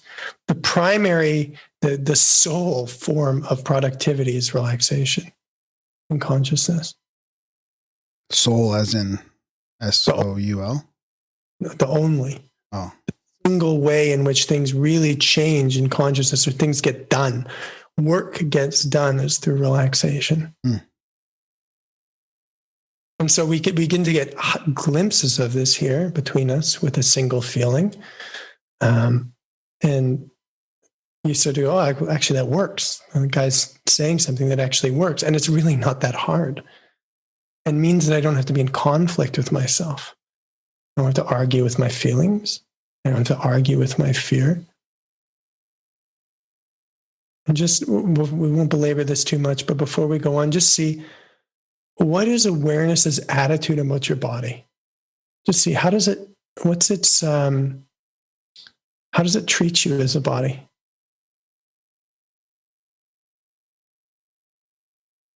You get a sense of that? That's a hard one for me, Aaron. My attitude? I feel, no, like in your body, right? Imagine again, right now, you feel your body, you look at awareness and you see, how does awareness relate to my body? How does it treat me as a body? Awareness thinks I'm sexy. Absolutely, it does. Absolutely. Awareness thinks whatever you're doing you are the greatest thing that ever happened. It's refreshing. Yeah. So I'm trained as a therapist, and most people, what they wished their whole body is structured because they didn't get that in their childhood from their parents and their world, from their environment. They really wanted that. You could say they needed it. And they continue to look for it in relationships. They continue to look for it in something that someone's going to say or that they'll say to themselves. And they keep looking for the perfect parent in the field of information. Right? We get into this relationship and we hope that this person's going to do something. I'm going to perceive some information that's going to make me feel like I'm okay. And what's very important is to realize this refreshing, very, very refreshing ability to do that unconditionally for myself right now. I don't need to accomplish anything. I don't need to change. I don't need to, stop being a jerk. Whatever it is that I'm doing, awareness is unconditional love and acceptance. Every moment of the day has awareness. Therefore, it is possible to experience unconditional love and acceptance all the time.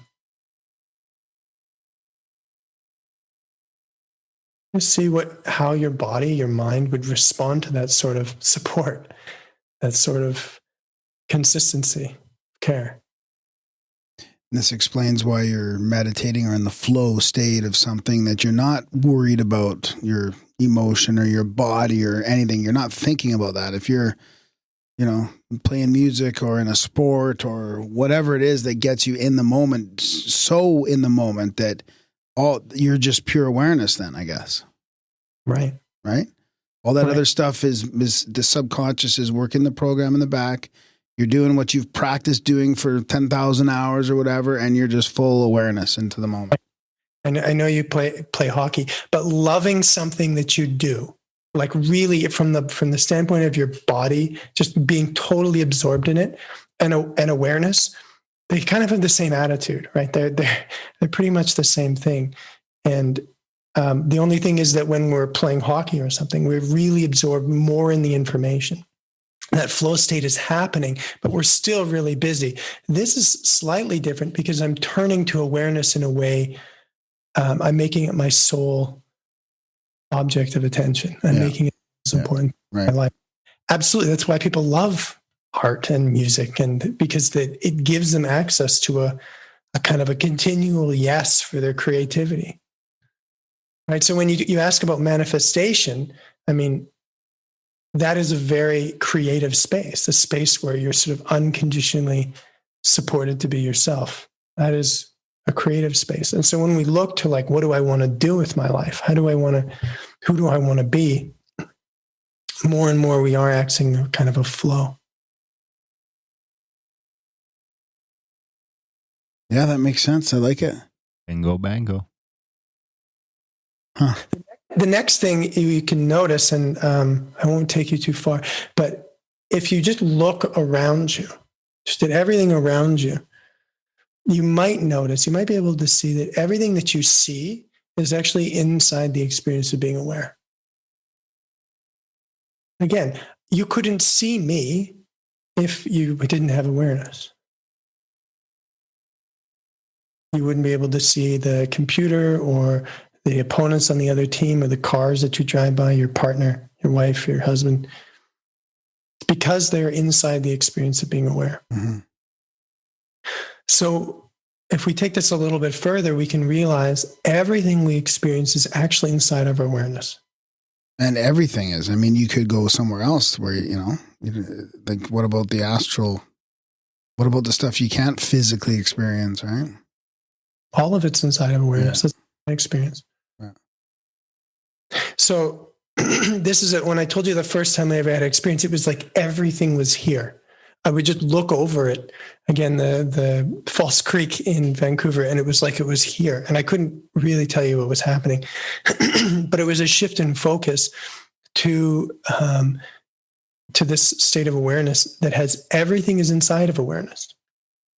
Right? Your thoughts, your feelings, the things you see and hear, all of these are inside.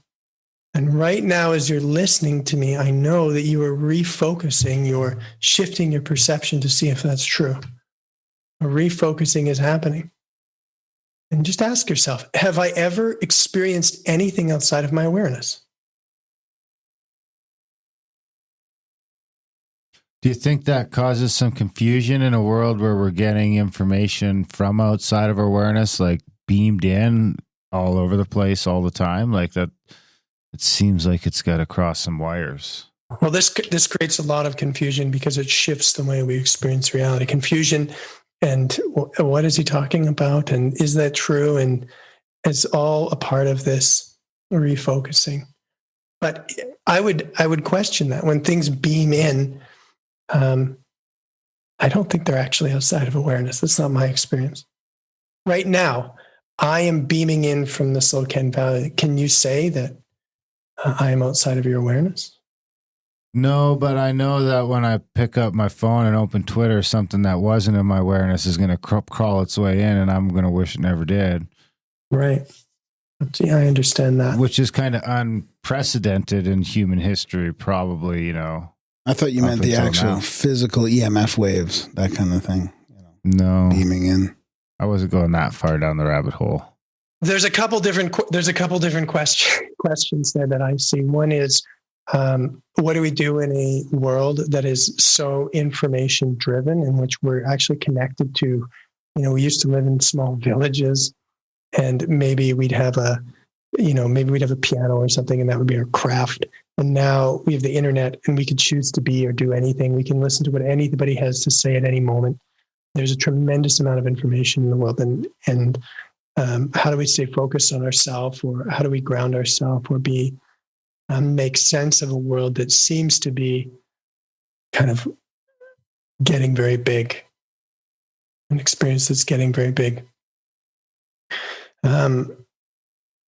Does that sound like one of the questions you were asking? Yeah, kind of. I'm kind of relating it back to a quote I seen a while back that was overstimulation is not awareness. And, I think that we're kind of seeing the results of a perpetual state of overstimulation.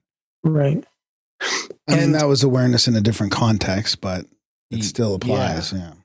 It is. And my solution to that is like, obviously both of you have chosen not to disconnect yourself from the world. As challenging as it is, you still look, you still want to know. I mean, you might cringe before you look to see what's happening in the United States politically every day, but you look, some part of you cares and wants to know.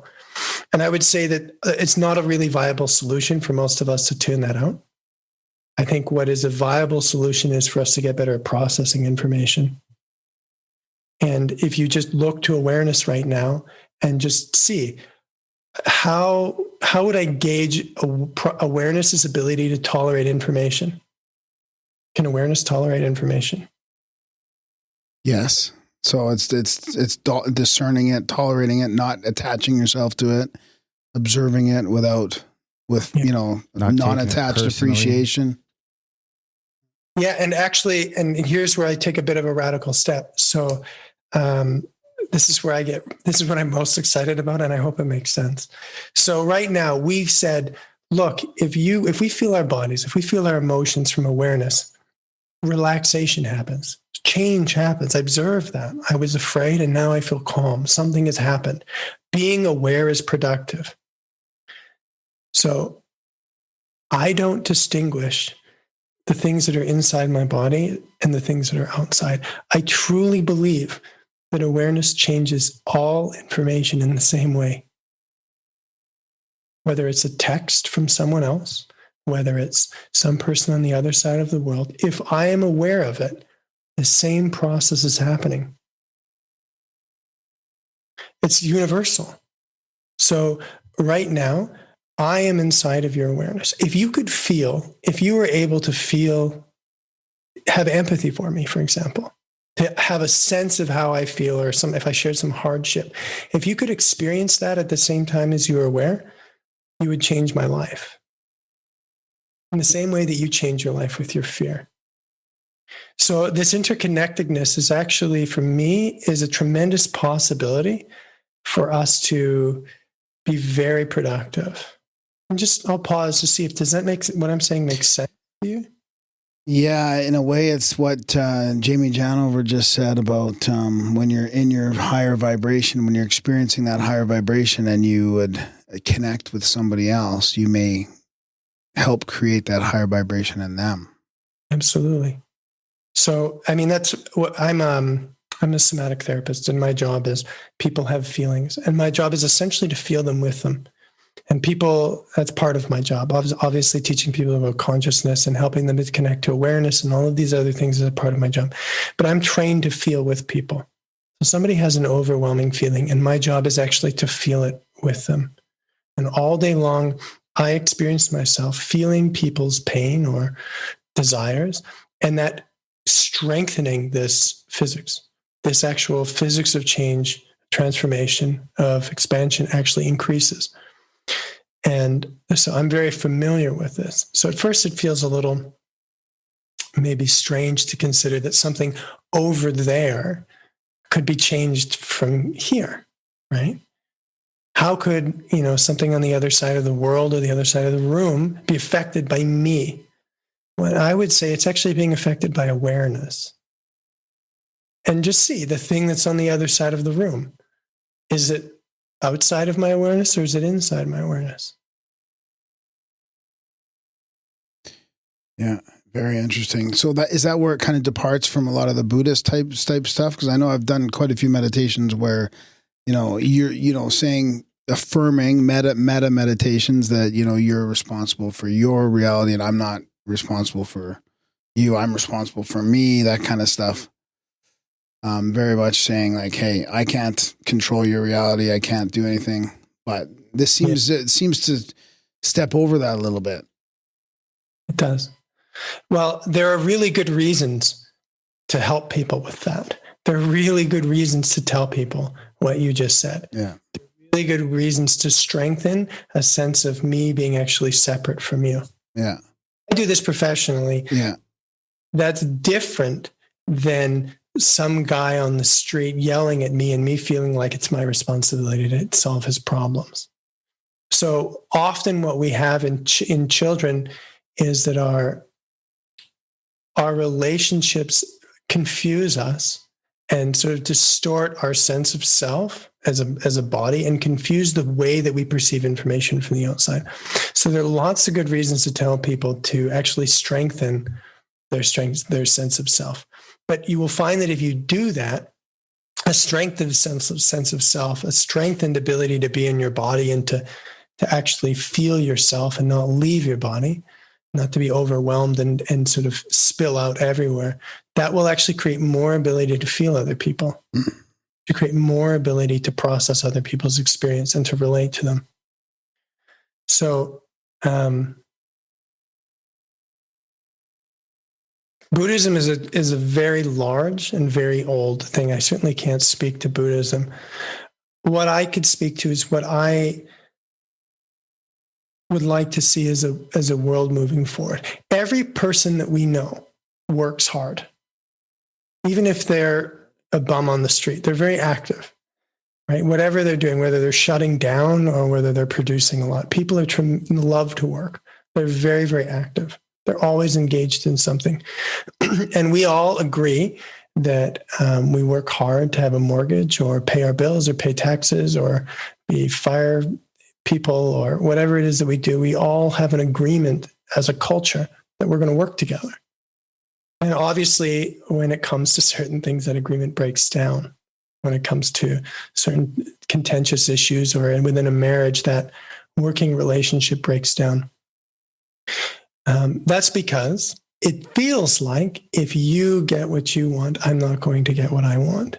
It feels like if I want a chocolate bar and you want a chocolate bar and there's only one chocolate bar, then we're going to have to compromise. I might not get what I want. So in that world, we see a scarcity of what we want. We see a scarcity of stuff that we need, whether it's emotional stuff or physical stuff. And we're all fighting it out for our piece of the scarcity of resources that we want. That's how we experience ourselves now. And that's true physically. That's how we experience it. If somebody drank my glass of water, I wouldn't be able to drink it, and I would ask them not to. But in consciousness, there is no scarcity. There is only more or less flow. There's only more or less expansion. And so what I am interested in creating is a world in which we contribute to the shared field, which all exists within our awareness. And in that field, if a person that that is very angry, if they are very angry and they stay angry, that affects my world. And so if I were to feel someone else, it wouldn't be because I'm sort of selflessly serving them, but because they're inside my experience. And I have just as much of a right to transform my experience as they do. We're all sharing the same experience, and we all have a right to apply our state of consciousness. We all get to do that. So in a world where there are people advocating for all kinds of different things, I get to feel that whole world. Right now, I feel when I look at the election, when I see how upset people are, when I see my neighbors talking, I get to choose what kind of relationship I have to that tension. And after all the years of my own personal process, I have decided that I'm going to choose to feel that because I want it to transform. I want it to change. And I know that that's possible. And I know that there are many people doing it. And I think what that's going to lead us to is that we are going to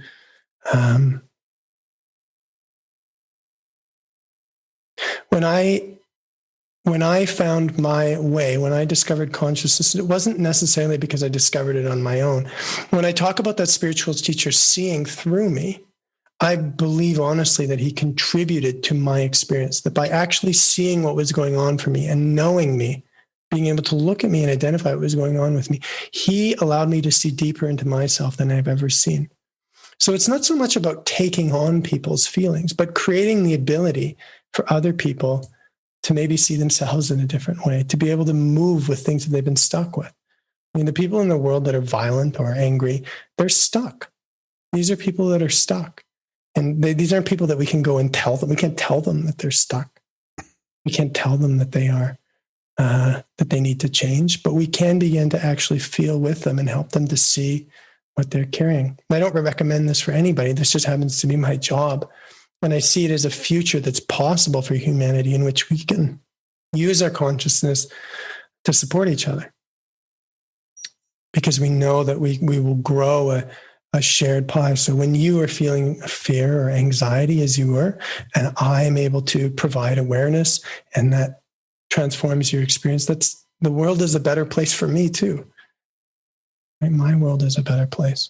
Yeah, it's good advice right now, especially. I mean, if we can look at all the people in the store scared of the Rona and have the masks on, and we're or the masks off and they're scared, or whoever, whatever, maybe practice that. I mean, Darren, do you want to jump in? No. I just want to say, I'm really used to crisis creating change. I mean, I think that's what addiction is. Yeah. Addiction is you hit a wall and that creates a new life for yourself. That creates a new way to perceive reality. A one that you probably wouldn't have been through if you hadn't hit rock bottom. I might have tried to just hammer it out for the rest of my life, like my father, for example, had I not crashed so hard. I'm super fortunate to have failed in a way where I knew that I failed. Yeah. I knew that I failed. When I look at the world that we're in, we've been pretending that we're successful and that it's working out for a long time. It's not so bad, really, if we fail. It's scary. I'm sure my mom was very scared when I was an addict and I'm right before I was in treatment. For people who are witnessing, it's very scary. But in the world, for me, I think this crisis is an opportunity to shift gears. Yeah. We can't vote our way out of it. You can't hide somewhere. You can't just hope that you have a clean source of water and you're going to ride it out. We're stuck here. And that doesn't feel good. But if you have experienced in yourself a sort of a rebirth, and this potential of consciousness, it seems like most likely potential for me. It seems like the way that we're going to, at least most of us are going to move through this. Good point. Here's hoping. Here's hoping. I mean, that is a better way to handle it no matter what happens. If you can kind of resist less, I guess. I mean, because that was my pile of questions at the beginning is all these choices. What do we do? How do we go through this time? I guess true awareness is the best way. Well, I mean, we can begin to reevaluate the way we make choices. So again, I can't tell you what choices to make, but the ground that we make them on. Mm-hmm. So we can begin by knowing that I am, if our sense of self more and more rests as awareness, more and more we feel unconditionally okay. That's what I was going to get at. Yeah. I'm okay right now. Yeah. There may be fear, there may be anxiety, but I'm not my fear and anxiety, as you've said. I'm okay. Okay. So now I'm a little bit grounded. I'm moving at a slower rate, and my choices will reflect that I have enough time and space. Trauma gives people the experience, or is described as not enough time and space. So if I'm acting from my trauma, or I live in a traumatized world, you will always see there's not enough time and space. So as I begin to connect with awareness, I slow down, and suddenly I get access to an infinite space that is timeless.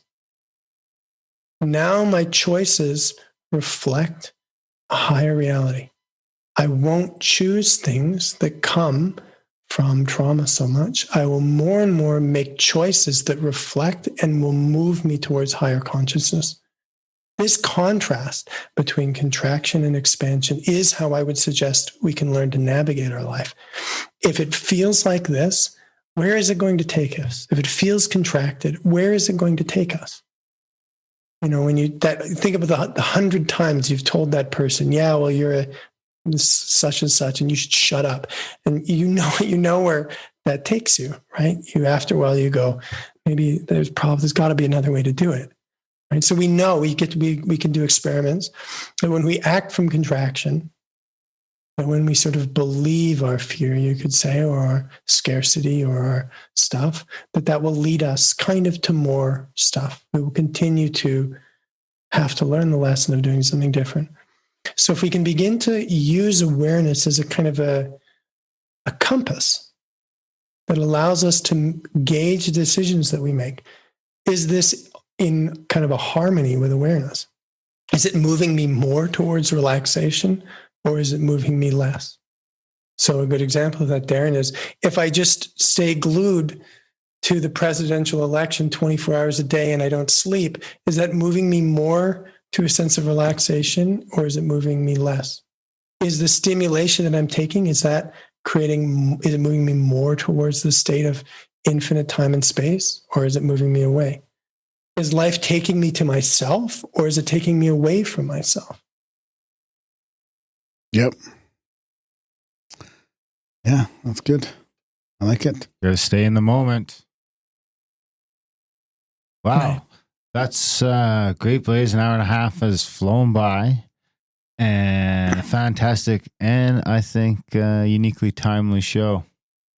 I just want to offer to all the people that are listening, if this is interesting to you, I have made a series of exercises, just like the one we did today, which are designed to create a state of consciousness which feels like a marriage between this energy and this awareness. It creates a state of flow, a state of presence that will move you towards being able to recognize consciousness. I'll send them to, I think I've actually probably already sent them to you guys, but I will link them so that you guys can try them if you're interested, and let me know how it goes for you. Yeah, for sure. I mean, I like the practical application of this stuff because I've experienced it myself on the couch, lying there doing these long meditations, and something clicked. Right. And I like, these new processes that we can try follow that. Very Right. practical. I'm telling you, after all my experience, this is just my personal experience, that there's nothing more practical or productive than consciousness. It may not seem like that. It may seem like it's out of the way of paying your bills or getting your kids fed or whatever you have to do. But my experience is that all of those things are actually affected by our state of consciousness, affected by awareness. And we can learn to live in a world in which we value both our responsibilities as human beings, are the way we talk to people, the things that we do, going to work, but also being aware, and start to get a sense that we're being productive kind of in two dimensions at the same time. That while we're handling our worldly life, we're also changing our state of consciousness, and that's having an effect on our life. So that's my invitation, is for everybody listening, whether you're doing it or not already, is to consider that you could add this dimension to your life, and it would be the piece that helps the problems, the things that don't work, that you can't work your way through, helps make those start to shift. Awesome. And then, so how else can people get a hold of you? I'll put links to that in the show notes, and you have a website too, right? Yeah, I have a website right now, and right now I'm expanding. I'm looking to expand my career, so I have a lot of time to just give to people. So if anybody wants, they can apply on my website to have a free session with me. I was going to say, so we can do one-on-one with you. Yeah, I work with people one-on-one, and I also work with some small groups. But what I really recommend is, if it's interesting to you, try the exercises that I've said. If that's really interesting to you, then send me a message, and we can, there's an application form on my website that you can fill out. Okay. With me. I would be thrilled if you sent me a message or an email, or you texted me. Please don't hesitate, whether you like what I say or not. I just want to get in the game. Awesome. It's been fun, man. It's been very informative too. And yeah, it's a great chat. Yeah. Hopefully some of our listeners will track you down. Yeah. And that you can help them along their path. Well, thanks for joining us. Yeah. And just for everybody, remember, awareness is always there. That's what makes it possible. And all you have to do is want to know that. All you have to do is want it to be a part of your life, and it will show up. And it'll change. Thanks for Thanks, buddy. Yeah. Keep in touch. Thanks, Blake. Have a great Christmas. Yeah. Too. Happy holidays. And that was our chat with Blake Kennedy. What'd you think, buddy? Blaise Kennedy. I kept thinking Blake. I don't know why I couldn't get that out of my head. That's great, man. It was good. It really resonated with me. Did it? Oh, yeah. This is good. I'm glad. Yeah, it's reminded me of the good old days. What Jamie Janover was saying too, though, about how he gave us that practical, reason why we have to resonate at a higher level. It just resonates. Because it makes the world a better place. Yeah, like physically, Yeah. eventually. But You know what else metaphysics makes the world a better place, other than people like Blaise and Jamie donating to the show. donating to the show? Grimerica.ca/support. There is this, I jest, but there does seem to be this little subtle effect that happens when you support the show, and your karma goes up, and things just start looking a little brighter because you're part of this great community that supports the Grimerica show. And and it helps keep the lights on. Because we can't do it without you either. We can't do it without you. I mean, literally, if there wasn't a bunch of you supporting us, we wouldn't exist. So it's like, this is where the manifestation. And it's not about us even. It's about people like Blaise and all the people we just give the platform to. Oh, it's totally not about us. It's just for the guests and the listeners. It's just a platform. We like to bring you guys fresh ideas. Provide space. Provide some space to think about some things maybe you haven't thought about before, and provide some space to support that if you like to over at grimerica.ca/support. If you find yourself financially challenged, of course, there's a bunch of ways to support the show that don't cost anything. You can review the show, rate the show, share the show, sign up for the newsletter.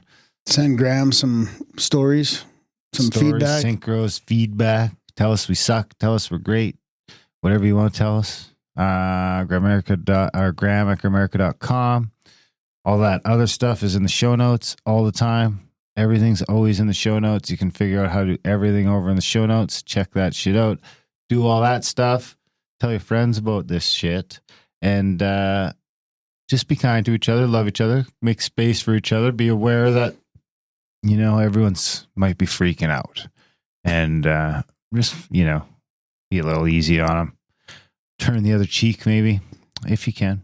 Anyway, we love you. Thanks for listening. And we will see you next week. I'm walking gingerly through the rat race. Take a look at the big old smile on my face. Kicking around down by the pool of narcissists. The people are many, they preen themselves, oh how they navel gaze. Somewhere over that hill, the gloomy skies cease to exist. I'm climbing that hill, I pass by and pity the poor Sisyphus. I go into hyperdrive, turn into a beam of light. I'm strolling down a static electric avenue. The people are predictable, they say good morning, how do you do? When out of nowhere, a randomly pure angel in the crosswalk bumps into me. And in doing so, knocks all the evil and all the wind out of me. And it's black as tar, ugly as ever, and of no apology. This angelic mama sings heavenly of the truest theology. Together we're a seraphim dream, forever young with no chronology. 1,000 years from now we'll be written into ancient mythology. We go into hyperdrive, turn into a beam of light. Can you tell me about the view up there? It's sparkling remarkably, the air is crystal clear. Well, please won't you tell me what it takes to transcend this place? A little bit of heart and a whole lot of soul. Take a look at the big old smile on my face. As my angel says, dance with me and your life will never, ever, ever be dull.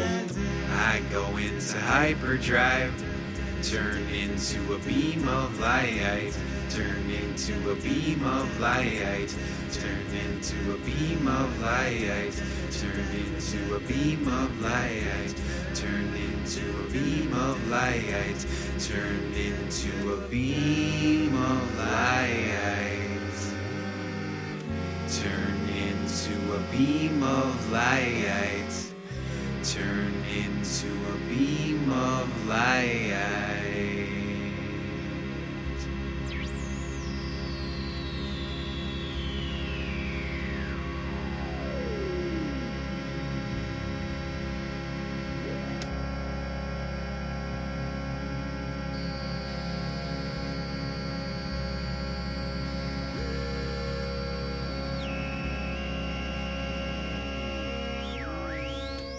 Bye.